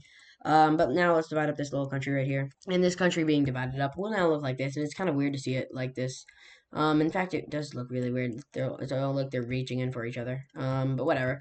Anyway, moving on. We have the rest of your claims going over to, I believe this is Ireland right here. Yeah, that's Ireland. All right. So, let me draw up Ireland here. So in the end, Ireland's claim will look something like this. And now moving on to this pink country here, whose claims will look like this, and they will also invade into this country right here, taking over this, which will then be annexed into their country. And I just realized I completely am ignoring provinces. Please let me fix this up here. So here we go. They have actual provinces over here now. And here we go here. I think that should be all. Yeah, that's all, I believe. Okay. So, moving on. We have Russia's claims, which are probably the biggest claims so far. And in the end, their borders will look like this. However, they still have to invade into this country, and they have to acquire a bit. It will be rather easy for them, to be honest. They're going to invade just like so. They're going to sweep down through here, and they're going to also attack this way. And to be honest, this military here is no match for the Russian military, so you can't expect much from them. And this northern part will be under occupation until they are fully captured by, well, Denmark, I guess, has to do the rest. Which Denmark is a powerful country, in my opinion. They're really good. But speaking of Denmark, it is their turn to go take some claims. Starting out, their claims will look like this, but then they're going to have to invade. First of all, they're going to invade into this country, and this entire part will be under occupation, and then they're going to sweep down this panhandle, and they will take over all of that. Then they will move in through the rest of this country here, taking over all of it. And they will push through the final bits of the time, and they will do all that, making them finally look like this, and we can divide up this country here. And in the end, they will be divided up like this, and yeah, they'll look like this. My bad. And as we can see, Africa is really colorful now. It's going to become even more colorful in like 30 episodes. But right now it's more colorful than it's ever been. For a big part of the series, it was just gray and white, but now it's very colorful. We have cyans, we have Norway colors, we have yellows, we have oranges, and they still have their capital here. Oh man, we gotta erase that capital. We gotta erase that capital. We gotta erase that capital. I forgot to mention one thing. This Gambia country is not touched. They don't get touched by South France because they don't see a need to be there. They just don't want it at all. But ooh man, they're gonna have to invade into African Union. Yikes. Okay. Also I have a good feeling Spain is not going to be able to pull this off at all. Just want to point that out. However, South France does have a good chance at being able to do this. So first we can start out with their actual possible claims without invading anything. So here we go with all that, and as we can see, one of the a little piece of that is already disconnected, but they're going to invade into the rest of this country here, which will allow for Denmark and them to have a treaty of this country. But the invasion is rather easy, and after just a little bit of time, they fully take over this country. Or, well, take over what they need to take over. So now they look like this, and they're going to now try to invade into the African Union. They're probably going to have a pretty hard time. However, they do have a lot of the European armies mixed in. That's what it's been this entire time, just the European armies mixed in. I'm just using the colors to indicate who's attacking what and like what they're going to get preemptively. Did I use that word correctly? Wow, I'm using such big words this episode. I'm probably not using them correctly, but whatever. Anyway, moving on, we have them claiming all this to this line bout. So there are multiple amphibious landings scattered across. They go here, they land here, and then of course they're going to land here to form this spearhead going in. And this is not going to go too well for them. Don't worry, by the way, they are currently also being invaded by Rome and by Spain at this moment. Like, all of this is happening pretty much at once. Anyway, they're going to continue their attack in through here, and this is going to go pretty well. And that kind of sets that northern border, which will allow these amphibious landings to have fun in the south of the country, which is basically just the West African part of the country. So I guess once this is taken over, or if this is taken over, it will pretty much just turn back into Morocco, but it's still going to be called the African Union. But they capture these islands here, and they continue their attack with the amphibious landings growing in population, and they keep on attacking in through this area. This northern amphibious landing connects up to the top of this thing, and Morocco tries to push back, or the African Union tries to push back from the top. However, that doesn't go as planned, and they get pushed back once again. And they're also unable to penetrate into this. And by the way, South France is not this strong. However, with Europe by their side and those European armies mixed in, they are that strong. And that will allow them to connect up these two amphibious landings. And once that happens, the amphibious armies will smush this back in. By the way, there are guns at this point. Just by the way, there's also probably cannons and stuff like that. And well, this will fall. And that is all they're going to do to the African Union. Next up is France's turn to go and attack. This is their only claim here. I mean, well, this is technically two claims, but whatever. But France is going to claim what they're going to claim, and actually most of it's just stuff. Let's get our line out. Okay, that's pretty good. It's a pretty good line. So they're going to make their whole claim, and then they're going to invade into this little trade country, which formed a few episodes back. However, to be honest, it's probably not so strong.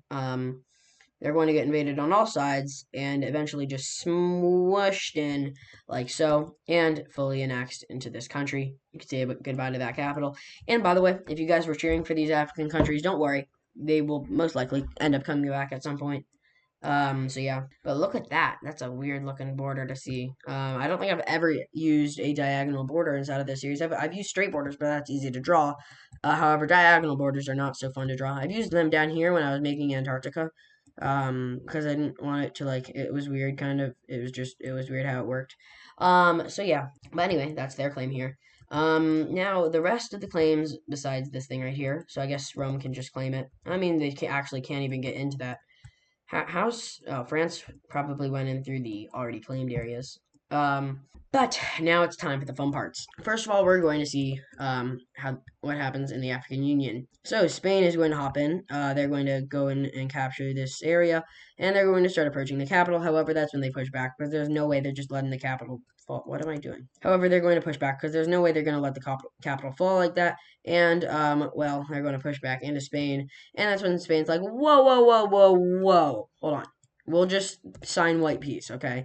And they turn off their war, or well, they surrender over to West Africa. However, they're not quite done because they want some stuff. That's right, West Africa is going to be claiming some land here. West Africa takes claim over this thing. It's basically reverse of Spain because Spain, like real life Spain, because Spain had like this little sliver of an area right here, kind of like that, whatever. At some point. So yeah, that sucks for Spain. Pretty embarrassing too. However, while that's happening, Carthage is being invaded. So this is also number one, the reason that they lost that is number one, they weren't ready. They were on the front lines with wait, that was I don't remember what exactly happened. They weren't expecting it. However, this time they are expecting it and they are not expecting it. And also Rome has like backup power, backup people here. So yeah, Rome is able to easily invade into them. And they do. They land inside of here and they start pushing around the front lines here. They make an amphibious landing down south and they start pushing west as they sweep. And this seems to be the end for Carthage. And by the way, the military alliances are completely irrelevant because they can't even do anything. But Rome keeps on pushing west, and eventually they stop, and that's because the full country has been taken over at this point. And they take their little bit of time to go into U, and that is all that they do. So, what did they do? They fully annexed U, and I keep rhyming. Wow, I'm literally cat in the hat. And then Rome will take over this small piece of land. They only lose one province, so I guess that's good for Morocco. And then down south here, this is going to happen. So South France will take over all of this land here, and that's the final borders. So this is what the African Union now looks like. And then Rome is going to take over the rest of this land here. And just like that, Africa is fully filled in. That doesn't mean that we're done, though. We still have more stuff to do. But I was just mentioning that Africa is now fully filled in. I thought it was just pretty cool. Moving on to Catalonia. They are going to have to invade Red. They're probably going to make this a forced purchase or else a coalition. So Red is just going to have to give this over. They're so mad right now, by the way. They're, like, absolutely raging in their seats. Because they wanted to be invited to this coalition. I mean, this, like, entire thing. You can still see the Nile right here. You see the Nile? You guys see the Nile? It's right here. Pretty cool. Anyway, looks like Catalonia will be completely invading this country, Libya. All these Northern Africans have been very key throughout this entire series. However, now that the Europeans have gotten ahead of themselves and like their ego has gotten to their heads and stuff like that, they're not going to be around for too much longer. Libya has been a key player. So has Carthage, and so has Sudan. However, that doesn't really matter once it comes to colonialism because they don't really care for these actual countries and their actual sovereignism. And just like that, you will be fully taken over. We can get rid of that. And now it is time for the invasion of this country. I can't remember the Sudan. So I'm not actually going to end up following the provinces because, well, as you can tell, following the provinces for a lot of this things has made the borders look pretty nice, which is not a good thing. It's not realistic. I'm an hour and 43 minutes into recording. Jeez, oh my god. I hope this isn't long. Okay, so they're going to invade into you here. Oh god, I'm on the wrong layer. Yeah, they're going to get invaded into. So there goes Sudan pretty quickly, honestly. Well, northern Sudan. The rest of Sudan is going to go over to Poland, assuming they invade it correctly. So Poland invades it, and well, it's kind of the end of Sudan. So just like that, there's no more sovereign countries inside of Africa except for South Africa and the African Union, which is just lucky them. So there we are. Wow. Oh, and Gambia for some reason. Yeah. So this is gonna be a pretty cool border that I'm gonna make here. First of all, we're gonna grab out our lines. It's gonna go like boom. Okay, that's cool. That's cool. Then it's gonna go like boom. Then it is going to go like boom, and then like boom. So sorry, province map, but you're not really gonna see the light of day. I could have pulled that off actually. Yeah, I'm gonna pull that off. Oopsie daisies. Yeah, I think this is gonna look good. Yeah, that's what it looks like. It looks pretty good in my opinion. And we're going to erase this here. And just like that, Africa has been divided. The European powers have claimed Africa. They've claimed the Americas. And the European powers are putting risk to sovereignty for these countries. And this marks the end of episode 15. However, I have a few more things I would like to tell you before you go, so I think you should stay.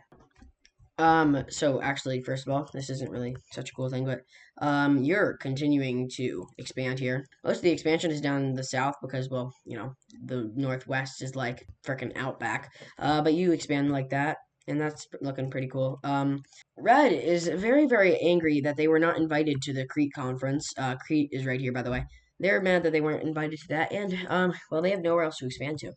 They can't expand into blue. They're going to be backed by European powers. And also, blue is just really strong in general. They also definitely can't go into India. There's no point in going to this country. They barely share a border with it. Green, they can't go to that. Cyan and Ukraine are basically their allies, and Russia would be very, very costly. So they are unable to really expand, and they were hoping that they could maybe go into some sort of place.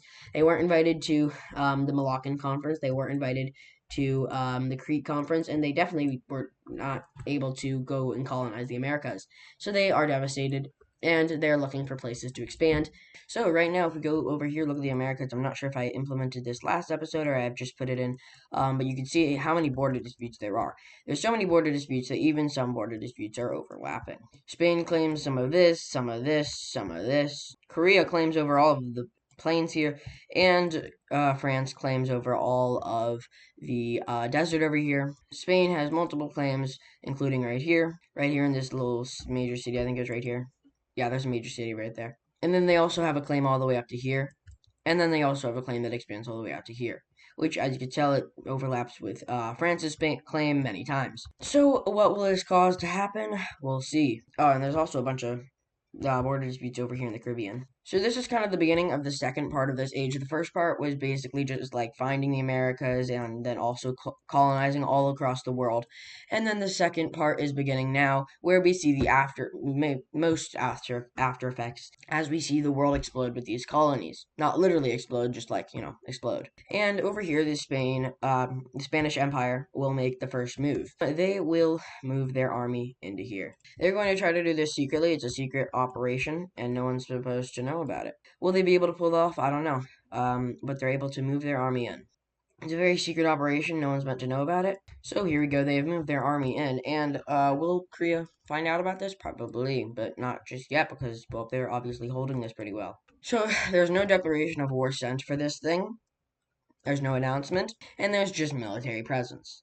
And they seize the province, maybe provinces, there might be two here, but I don't know. But now Korea finds out and they respond. They immediately declare war on Spain, and as we know this, they do not border each other. Korea's over here and Spain is all the way over here. So this is going to be a colonial fight. So they're going to fight within their colonies. And immediately Spain is going to keep on moving up because they were, in fact, very ready to do this. However, Korea was not, and they will start fighting back right about here, and because that's where their armies meet. And now over here, France smells some opportunity with Korea in a war right now. They are going to go declare war on Korea. So France is going to move their armies in, and here's something a little bit surprising. If you look at this, there are already pockets of armies inside of these claims. That's because they don't recognize that Korea owns this, so they were just, moving their armies in.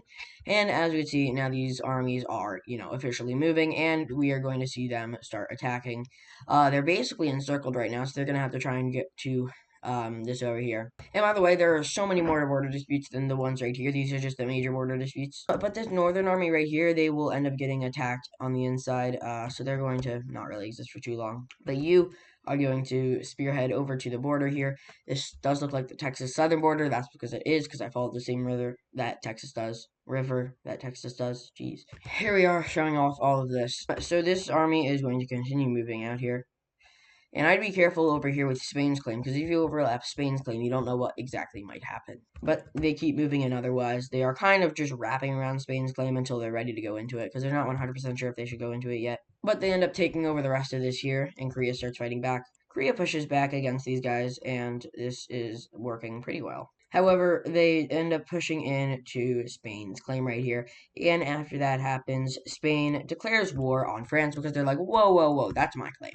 So immediately, Spain will land on France. They land over here on the Floridian Peninsula, and they start moving in like so. And just like that, we have everything. It's just a three-way war, except, Korea hasn't really moved in anywhere just yet. That's because they're about to.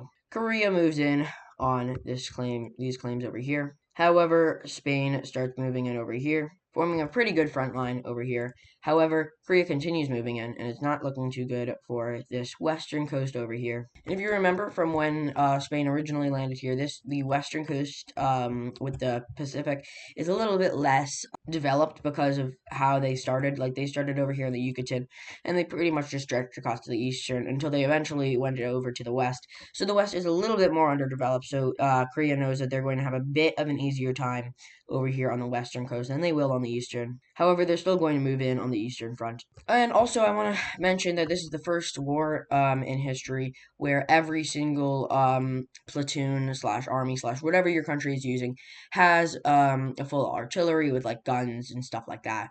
So that means that we are pretty much the gun, like it's like almost World War One guns, like it's just pre World War One technology in like mid 17th century, because it's the 1800s.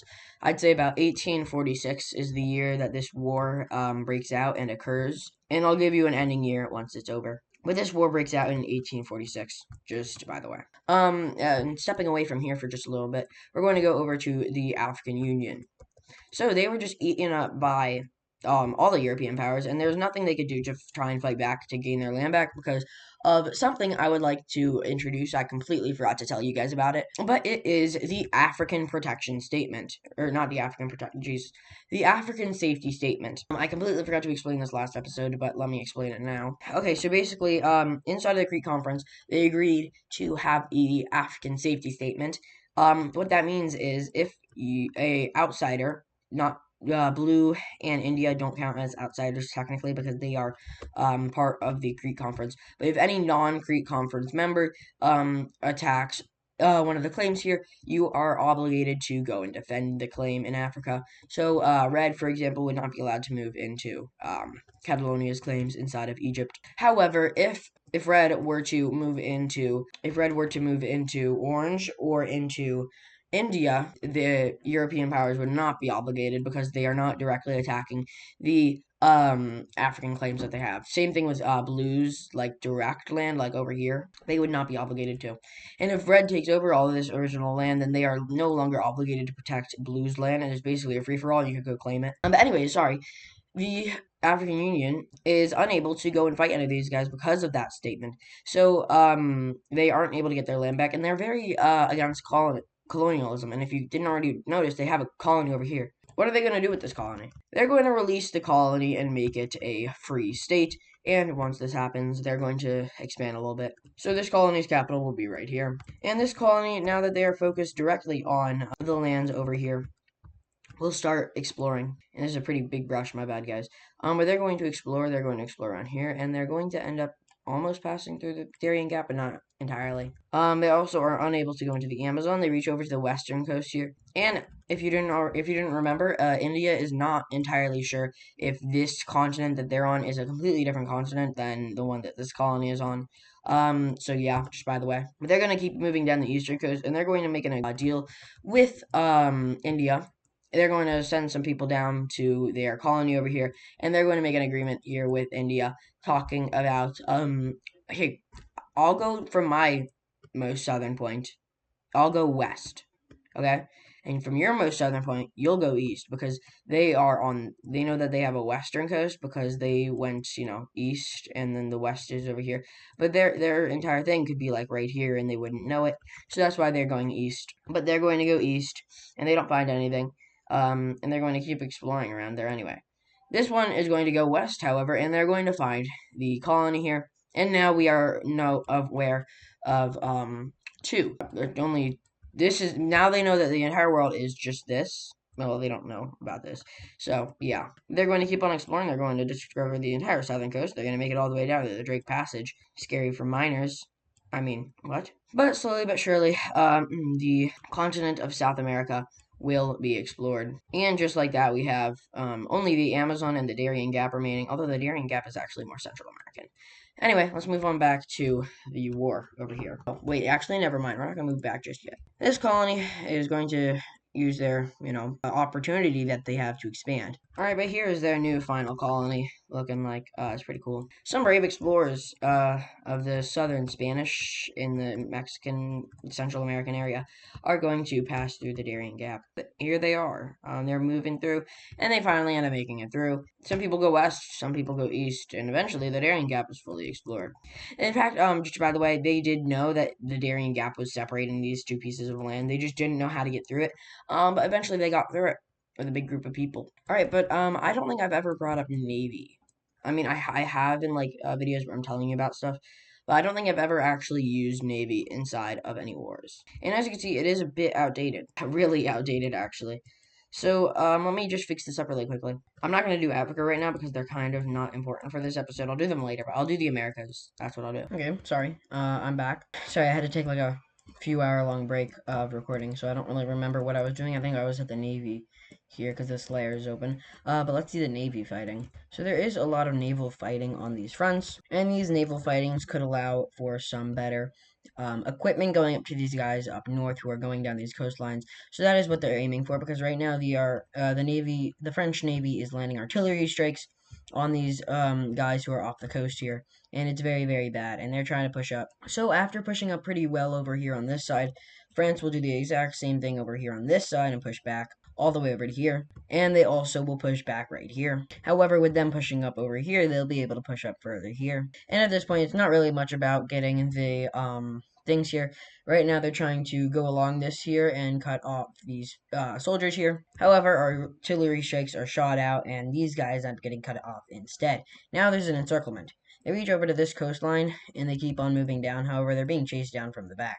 They keep on moving down, and they move all the way down to here, while also getting kicked out from the north. Once they do this, they each side will slam in, and that's not good for the French. Over here on this front line, the Koreans are pushing back against them here, and they have made it all the way over here, and now they're doing artillery strikes as well. Not really artillery strikes, I mean like kind of just sending out bombs and cannons and stuff like that. So just like that, they take over this entire area navally, and now they are trying to make an advance over here on the western side, which is going successfully for the most part. It is definitely a lot easier to kind of move down the western side here. They're hoping to make a naval encirclement. This naval encirclement probably will go well according to their calculations, and it does in fact go well. After this, they encircle these guys fully and get rid of the navy over here.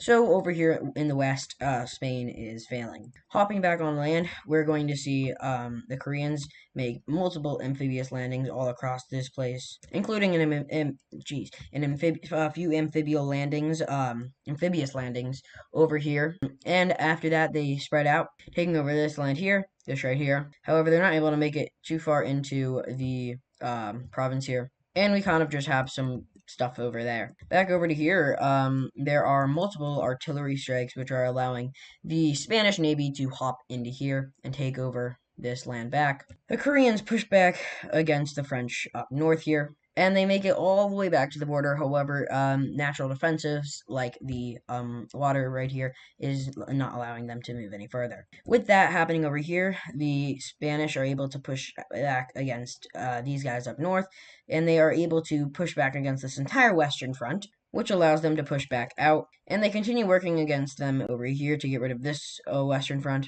This entire navy over here has been pretty much cut off, and the Koreans are going to use that to their advantage to try and push back against them. So they do all of this, but that allows for the Spanish to push back over here. Oh god. That allows for the Spanish to push back over here, and they take back for that entire peninsula for themselves. And then they also push back against them over here, taking back this entire region here, and they finally push their way back up and take over all of this. With everything being very overwhelming, the French are going to use this opportunity to push in. However, with them using that opportunity, it doesn't last long as the Koreans push back in the northern areas, and then they also make their own entrance into France. So with them going all the way out over to here, the French are going to try a bit of an encirclement over here, and the major military commander over here is going to point that out to people.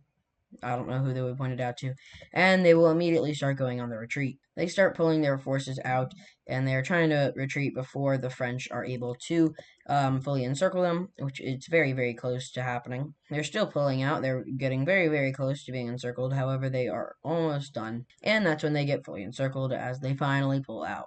So now the Koreans have to use their final forces to push away through here, and the forces that are up here in the north are also going to push in against the French, but they're holding a very good defense here. But eventually they do break through, and after that, this entire northern area kind of just collapses. But with all of that happening in the north, that allows for the Spanish down here in the south to push up. They push all the way up through here, And don't mind the Navy, it's a little bit outdated right now. And they make it all the way up to the French border. With them making it up to the French border, they're also going to move into France, or like the French, things here. And just like that, we have a lot of stuff happening. So just like this, we have the Spanish inside of France now, which I just realized they already have a attacking over here. Okay, hold on. We'll look chat. Okay, there we go.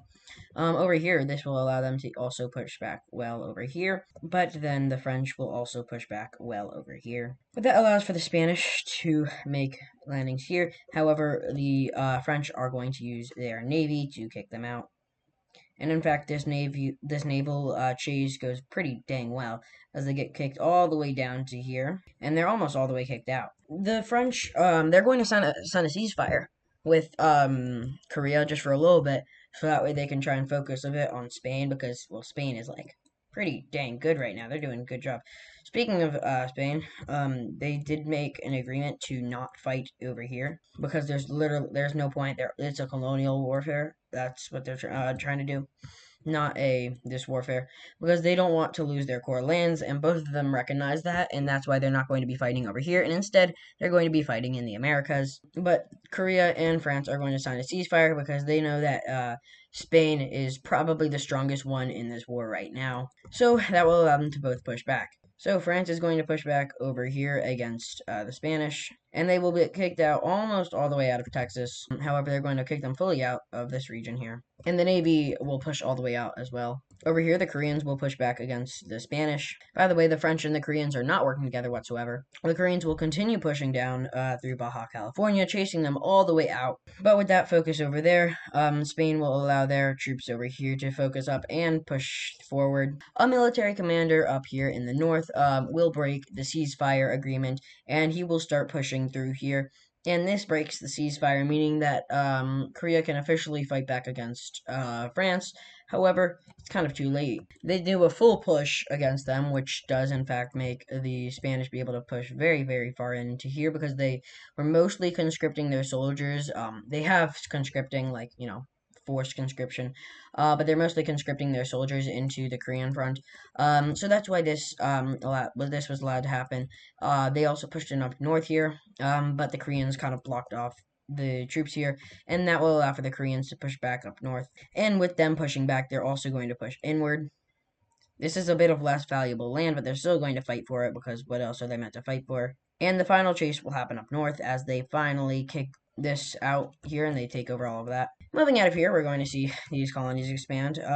You are going to expand like so. And continued exploration will happen up north, and this will allow for the rest of the exploration of the North American continent, as they all lock in up north here, and they travel through all of this. The Irish and the Scottish will also work together to discover the rest of Greenland, and just like that, North America is the fourth fully discovered continent. The Norwegians will expand their colony as well, and these are the final expansions here. But anyway, we're going to continue down south here. France is going to finally be able to kick out the Spanish down south here. However, they will not be able to penetrate past the Colombian thing, so that sucks. But the Spanish will continue pushing up north, and they will island hop, taking this first island, and then eventually landing over here. Once they land over here, they'll be able to try and expand, and this goes pretty well. Once their goal is to cut off the south people here who are fighting over here on the front lines, and just cut them off, which goes successfully. They reach over to the other side, and that allows them to expand their front line, and they did this pretty stealthily. And this navy over here has been fighting on the front line for a little while. They're eventually going to finally make it back to land where they're able to fight. They're trying to push their way back up through here, which they do successfully on the west coast, but they're not able to make it into the Gulf of Baja, I want to call it. So yeah. However, thanks to this stuff up north, they're able to finally push through the front line, as they are running out of supplies. And after about a week, they finally make it up to the north here, which will allow the Navy to expand. And the Navy finally makes it all the way up through here, and the Navy here is closed out and gotten rid of. So the Koreans are being crippled in this war. They are going to make peace with Spain, which, well, that's Spain is going to accept, because they have no reason to fight them anymore.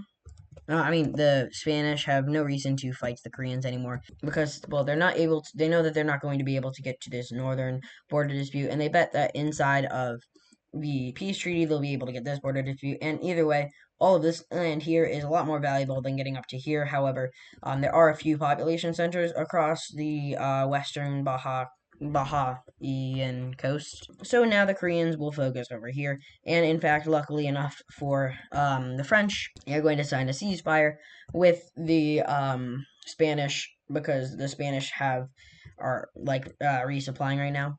However, luckily, I mean, I'm not gonna like they're not gonna know about this too much. That happened before the ceasefire. They're not. No one's gonna know about this just yet. But this ceasefire is in fact the end of the war between the Spanish and the French because, well, they don't do anything after the ceasefire because the ceasefire lasts like a year and the war ends in about a year. So the Koreans keep on pushing back in the south specifically, and they also continue pushing back in the north, and they are not able to move anywhere else after this. However, they are able to finally keep on pushing a little bit further in west. I mean, push further east. And after this, it's a stalemate, which is the end of the war. The three will sign a peace treaty in the capital of this Brazilian country, and they will agree to peace terms to figure out what these borders will be because it's very confusing. So let's sign up these borders. Alright, so here are the final settled borders. They are pretty nice. So what's up with the borders here? Why are they still here? Well, I'm going to have to go through the major border disputes to see what they are forced to recognize and what they still don't end up recognizing. So, starting over here in the Caribbean, France is forced to recognize Jamaica as Spanish, and this entire island here as Spanish. However, they are not forced to recognize Western Cuba as Spanish, nor are they forced to recognize the Yucatan Peninsula. However, their dispute here will change. I don't really know if that's allowed. I don't think you're allowed to just change a dispute, but now it's running around like this. They're also forced to recognize this thing right here. Wait, no, not this. They're not forced to recognize this. Okay, this is all that we have with France to Spain. Now let's go from for Spain to France. First of all, they're forced to recognize this is oh my god, this is where France originally landed, so it's obvious that they can't really say, hey, this is mine. And they are not forced to recognize anything else. However, they are forced to, like, unrecognize a lot of this. And now their recognition of this. Whoa, wait, hold on a minute. This is not what it's meant to look like. You don't fill it in. There we go. That's their new border dispute here. And then this is also forced to be recognized. However, they're not going to, do that. Korea's giant claim over this entire area is unrecognized by everyone, so they're going to have to give it up. However, that means that that doesn't mean that they're necessarily done here, and I don't like that. Hold on. And here are the new border disputes. There's three smaller border disputes, one right here, one right here, and one right here. And if you noticed already, France didn't get this full border dispute that they wanted. That's because it was not recognized as fully claimed in the war. It was at one point, but then they got pushed back.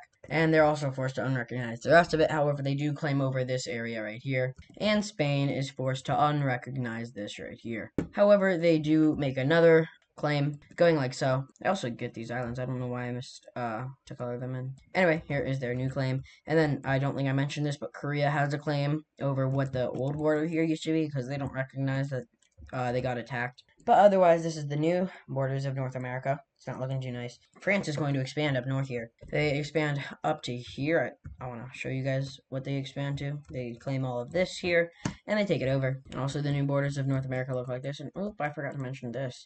You are going to do a lot here. Told you. Ireland is going to claim all of Greenland, and if you couldn't already tell, they have a bunch of good colonies everywhere. They have this colony in Africa. They have this colony over here. And then Greenland. And then their, normal stuff. This is probably the worst colony that they have because it's pretty far away. Poland probably actually has it the worst because they have to go all the way, like, through here. They have to go like this, through all this. Then they have to go through the Strait of Gibraltar. And also the king here. It's the next king at this point. But the king of U here likes to use this as their vacation spot. So he doesn't really like people going through it. But he has been kind of forced to allow people to go through it. So that sucks for him. But you got to keep on going through here. Then you got to go through all this. through the Suez, and then you get to your colony. France, actually. But no, you have the open borders with that, so I guess you're just able to go straight into stuff. So, whatever. Anyway, you are going to expand. I'm just fixing up borders here. I'm not actually, like, really doing anything. So, that's just me fixing up the borders there. They're not actually getting invaded at all. But anyway, so this is what North America looks like, and as you can tell, there's barely anything left. Well, that's lucky. That's good for the Irish. So these are basically just claims. This was a scramble for North America, and as you can see, North America is now completely taken over. I don't know if you're gonna count Hawaii, but either way, it's already taken over. So just like that, we have America being completely divided, and it does look a little bit weird, to be honest. But hey, these are mostly just claims, and if/when the colonies get released, they'll probably work up some new borders, and either way, wars are gonna happen. If you haven't already seen the title of this video, it's Colonial Warfare Part 1, meaning there's a Part 2 coming out later today, I think, maybe.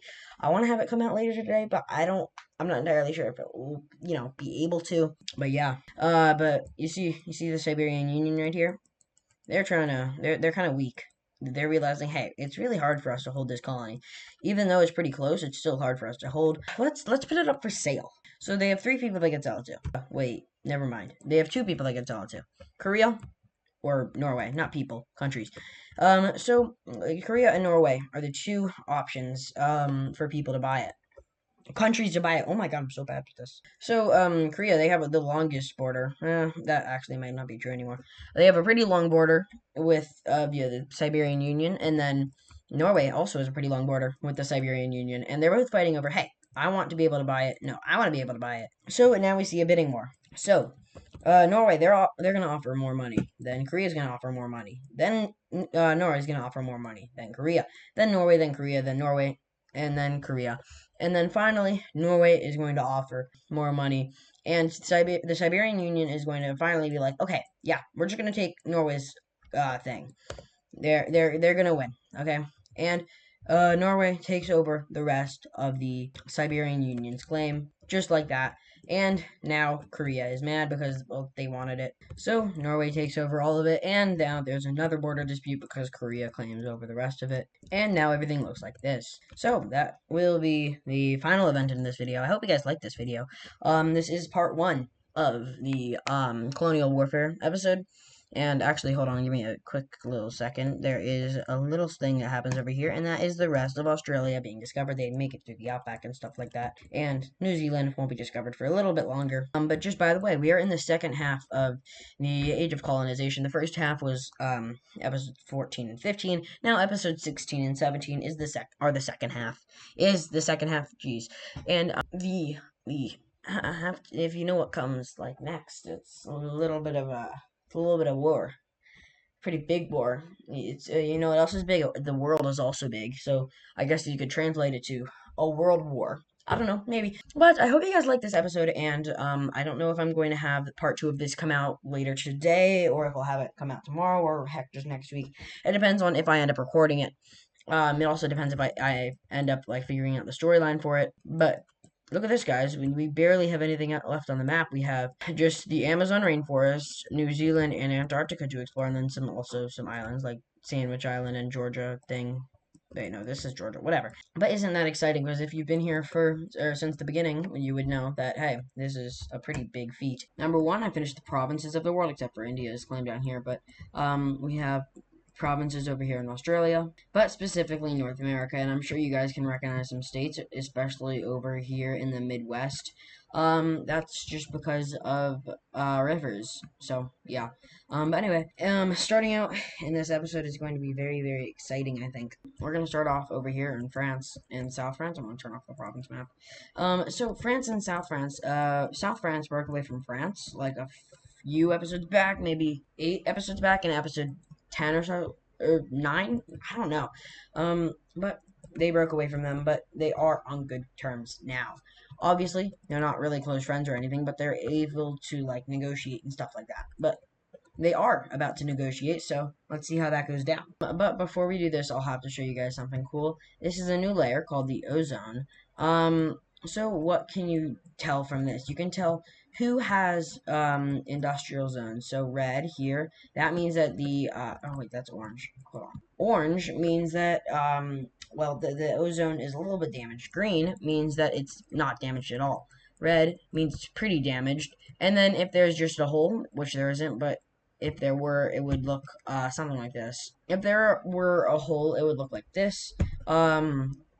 But luckily there are no holes. So here is the industrial zones of the world. And then we also have a new trade route layer looking like this. The green, that is trains, so those are train routes. And then the blue is boat routes. Anyway, so over here, South France and France will make negotiations. So if we pull up the ozone, we can see the provinces that aren't included inside of the industrial area. And that is exactly what South France will be taking in this negotiation.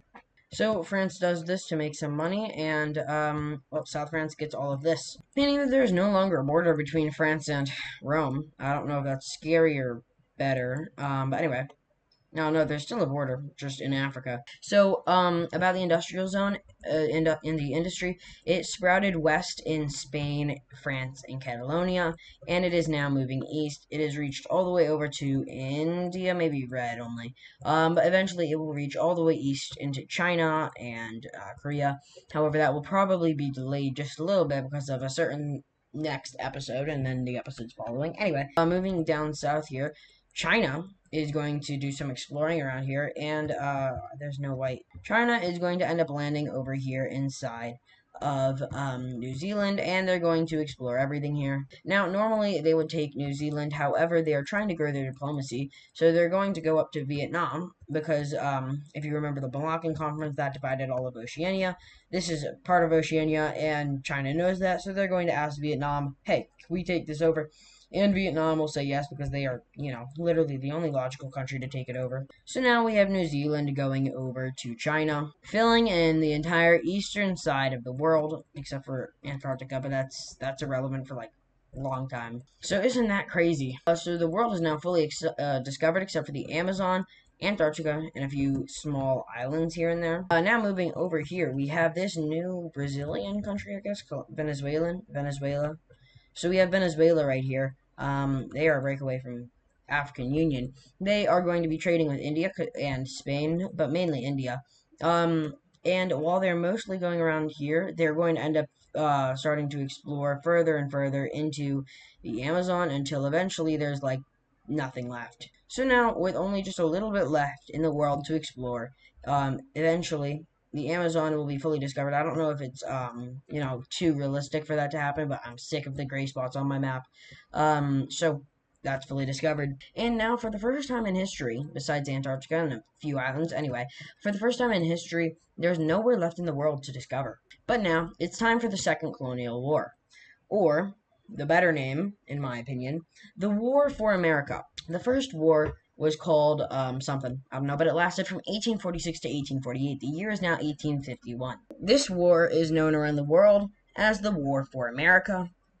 And we'll start up. My bad, everything just glitched out for a second. Where was I? The Colonial War, right? Okay.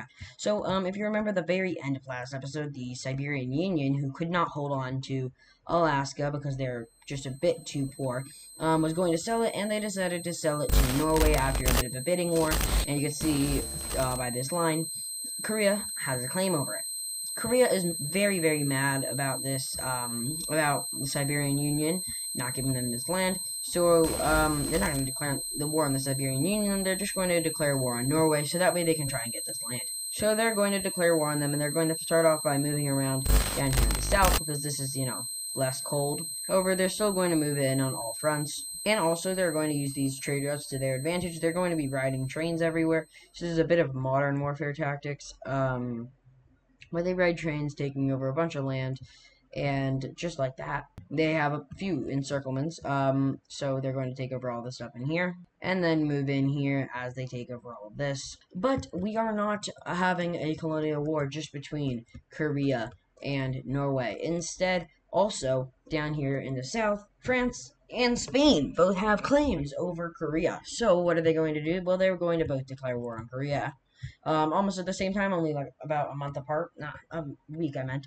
But we're going to start off by seeing Spain move on into Korea, and they're going to start off by taking over some of this land. Korea will move a lot of troops into the French territory here, and they're going to start by taking over this entire portion of land here, and then they're going to keep on sweeping down through here. They almost have a full border. Oh god, they almost have a full border dispute under their control. But just next to this, France is also taking a lot of land, and we're not done just yet because Ireland is also declaring war on both France and Norway. So Ireland's going to move into France here, taking over multiple different things and using the Great Lakes to their advantage. They also make a landing right here, which is right next to a major city. Let me turn the major cities on. So they already have two major cities right here under almost control. And then they've also taken over one right here, and they're going to expand on that to make sure that it doesn't get captured back. But I also said they declared war on Norway. How's that going for them? Well, it's going pretty well. Their goal and motivation here is to try and get rid of them. However, Norway will also be pushing in to them from up here. And Norway will also push in right here. And as you can see, this war is off to a crazy start. Also, don't forget to not forget about the Navy. So here's our Navy of the world, and let's see how these guys fight up against each other. Right now we have Ireland having multiple landings and attacks inside of the Great Lakes, but they're also being encircled in by the Norwegian Navy up north. They're being squeezed in pretty well here. And let's take a break from this and go over to the Middle East. Hey, Red, so we know that you guys can't colonize. We know that Rome couldn't colonize, but then they did the Crete Conference. But you weren't invited to the Crete Conference. Are you mad about that? Yes, you're mad about that? Okay, that's what I thought. So Red is very, very mad that they're not able to go and attack them. First of all, they can't attack Blue because of Blue or Catalonia or Poland because of the African Protection Statement and African Safety Statement. I don't remember what I called it. Can't attack Russia because that's just it's hard. It's they're really good. India, good trade partner, and then also just hard to attack. Gold, they don't even share a border with them really. Green, that's gonna be a big haul on you. Ukraine and Cyan. Those guys, they're hard to make. What? They don't. Those are your allies. Which leaves only Orange. But you know, Orange is in a secret defensive pact with Rome. But no one knows that, so that's their only option. However, if they were to attack, Rome does have a defensive pact, but Red would most likely not attack Orange, in my opinion, because they are not a threat. But anyway, back to over here. Let's check out on the Navy again. So there's big fighting over here in the Gulf of Mexico. And the whatever they're called. The Spanish are pushing up good against the French. They have a good front line against them. And what they're but then also we have fighting happening everywhere. So what the Spanish are trying to do is just push up into Florida so that way they can get a land attack on France. Oh, I don't think I said that they declared war on each other. Well, they did. And this front line is absolutely frozen, like last time. These are two completely evenly matched things. They're not able to fight here. This front line is also a stalemate. But this front line here is not a stalemate. And Spain is making multiple attempts to try and push into the land here to go and attack it, but then they get another idea as to how they can affect Korea. They have 3 islands out here, and they're going to use these to stage a naval attack on Hawaii. So they're going to form a spearhead shooting outwards, and this spearhead will go very, very far. This is a lot of their navy right now, just shooting out here. And right now, it's making its way all the way up. And it finally hits up against Korea's navy here. I mean, Korea in Hawaii. And they start moving in. So Spain is going to try and move in. However, with a lot of their navy over here, that will allow for Korea to push in a lot. While they're able to push in inside of the Baja Gulf, they're unable to actually land just yet. They've made multiple attempts to land, however, they're being gunned down over here. And by the way, we're at about World War I technology in our world. So there are tanks, like first time using them. There's some grenades and stuff like that. Just want to say that. So there are artillery strikes, just not really powerful artillery strikes.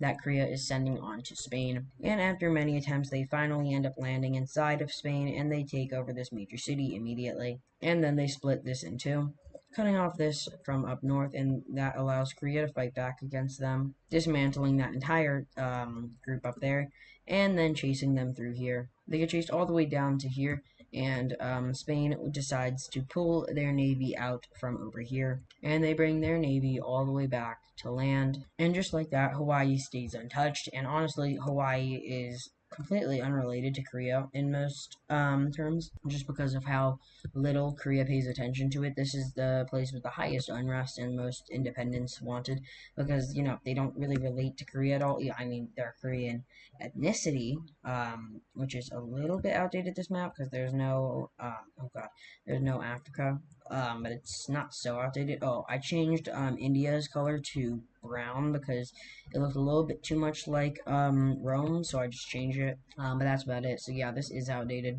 Anyway, sorry, I don't know why I'm getting so off track. Over here, inside of America, France will continue pushing into Korea, making multiple attempts to get over to here, which does in fact work, and they push back into their territory from Korea's territory. And they split up all of their units, and all of their units kind of just spread out. And all of these units just start spreading out from these areas, and they're shooting out to separate areas to go and attack. These ones are going for the population center down over here. But we don't know if they're going to be able to get there because a big portion of the Korean army gets there and they cut off the supply line and then absolutely slam right into these guys and start pushing them back. This secret mission has been, it failed, but they continue pushing back against the French army here, pushing them all the way out of their territory in these places, and then all the way back to here. France makes an attempt, and it is a successful attempt, at cutting off this small, big portion of Korean troops off from the rest of the country, and it works. After this, we see the rest of Korea get kicked out of whatever this place is called, France. Oh my god, Jesus. But France continues pushing in, this time with another front. Moving back up north, Korea and Norway are fighting in these frozen waters, and they don't really do much. I mean, Korea gets an island, but that's about it. Ireland is pushing in through here, trying to reach over to this island here, which should be successful according to their scientists, and it does end up being successful, and they're going to make a naval landing there. They had to do that to make sure that they could, land here. Back over here, last time France and Spain were not able to fight here because of the agreement that they had with Catalonia. This is outdated just a little bit. Hold on. Anyway, but this time they're going to actually fight because they don't care anymore. So Spain is going to send their navy out, and France wasn't expecting this because they thought they had a deal with Catalonia, but they are going to send out their navy either way. And they're going to clash out in the middle of the Gulf here, the Gulf of Brittany, I guess. And they're going to keep on pushing down, and this might have been a mistake by the Spanish, but they're going to be able to push back. And it's at this point that there is a bit of a frozen line here. No one's able to move forward. I mean, there are small advancements, like right here, there's a small advancement, and then right here, but that immediately gets pushed back. But then France pushes this all the way back down to here, and then Spain pushes that all the way back up. And Spain tries to make an advancement, but that's immediately blocked out. So as you can see, this front line is like not really moving. It's just frozen. It's just making a bunch of different unsuccessful movements. But where there is a successful movement in this little war between these two is over here, and that is when Spain lands on Florida, and that quickly overwhelms the Navy here as they take over the rest of the outskirts of Florida, and they finally move on in. They move up and they start attacking. However, with the French Navy surrounding them, they quickly get attacked on all sides, and after this happens, they get pushed in, and after that, that doesn't really end well for them. The French chase them all the way down to this major city right here, and this is where the last of the Navy military thing, whatever, fights, as also the French Navy chases them down as well. The French Navy makes multiple attempts to cut these guys off, but the final one happens. And after all of this, the front line between France and Spain is frozen for the rest of the war, except for, this happening. And as you can see, they have nowhere to escape, so that just means that they all died. So that's kind of sad, but whatever. Spain now focusing mostly not on France because, well, they have a truce. They signed a truce in Catalonia, which means that this front line is dead, and so is this front line. But they signed a truce for the rest of the war, knowing that, hey, both wars we've tried fighting each other, and both wars nothing happened to each other. So why don't we just sign a truce? But with Spain now focusing mainly on Korea, they're going to push them all the way out of their country, and they make it all the way up to Baja, or I mean all the way up to northern Baja, and they start attacking into this border dispute that they have, and they push all the way around and finally claim this entire border dispute that they claim. But they're not done there, as they're going to keep on moving and to try and get more stuff. France is going to keep on pushing up through here, however, Korea is not quite done yet, as they're also going to push into France. They make their second advancement into this area. This time it's a lot more successful than the last time, as they start their massive encirclement here, cutting off these guys here. These guys are part of this, so technically they're connected. But these guys are now being encircled inward. Korea pushes France all the way back to the border here, and they basically did a switcheroo. Korea is fighting France in France's lands, and France is fighting Korea in Korea's lands. This thing here, yeah, that's gone now. Both sides are too scared to move, and they don't make any advancements. Neither of them want anything that is up here, so that's safe. They are fighting over here, however, no one is able to make any advancements once again. Up here, Ireland continues moving into America, or, I mean, France. And Ireland moves in with ease because, well, whatever. But eventually, they do end up starting to get pushed back. However, they don't get pushed back all the way. They get kicked out of all of these lands here. So they get kicked out of Michigan, the Upper Peninsula, and this little area right here. And then there's more naval battling that happens, where they get pushed all the way back to here and all the way back to here. Korea in the final days of the war continues. Oh god, we're not on the right layer. Korea in the final days of the war continues pushing into Norway, and Norway doesn't know what to do, as they are being overwhelmed greatly by Korea.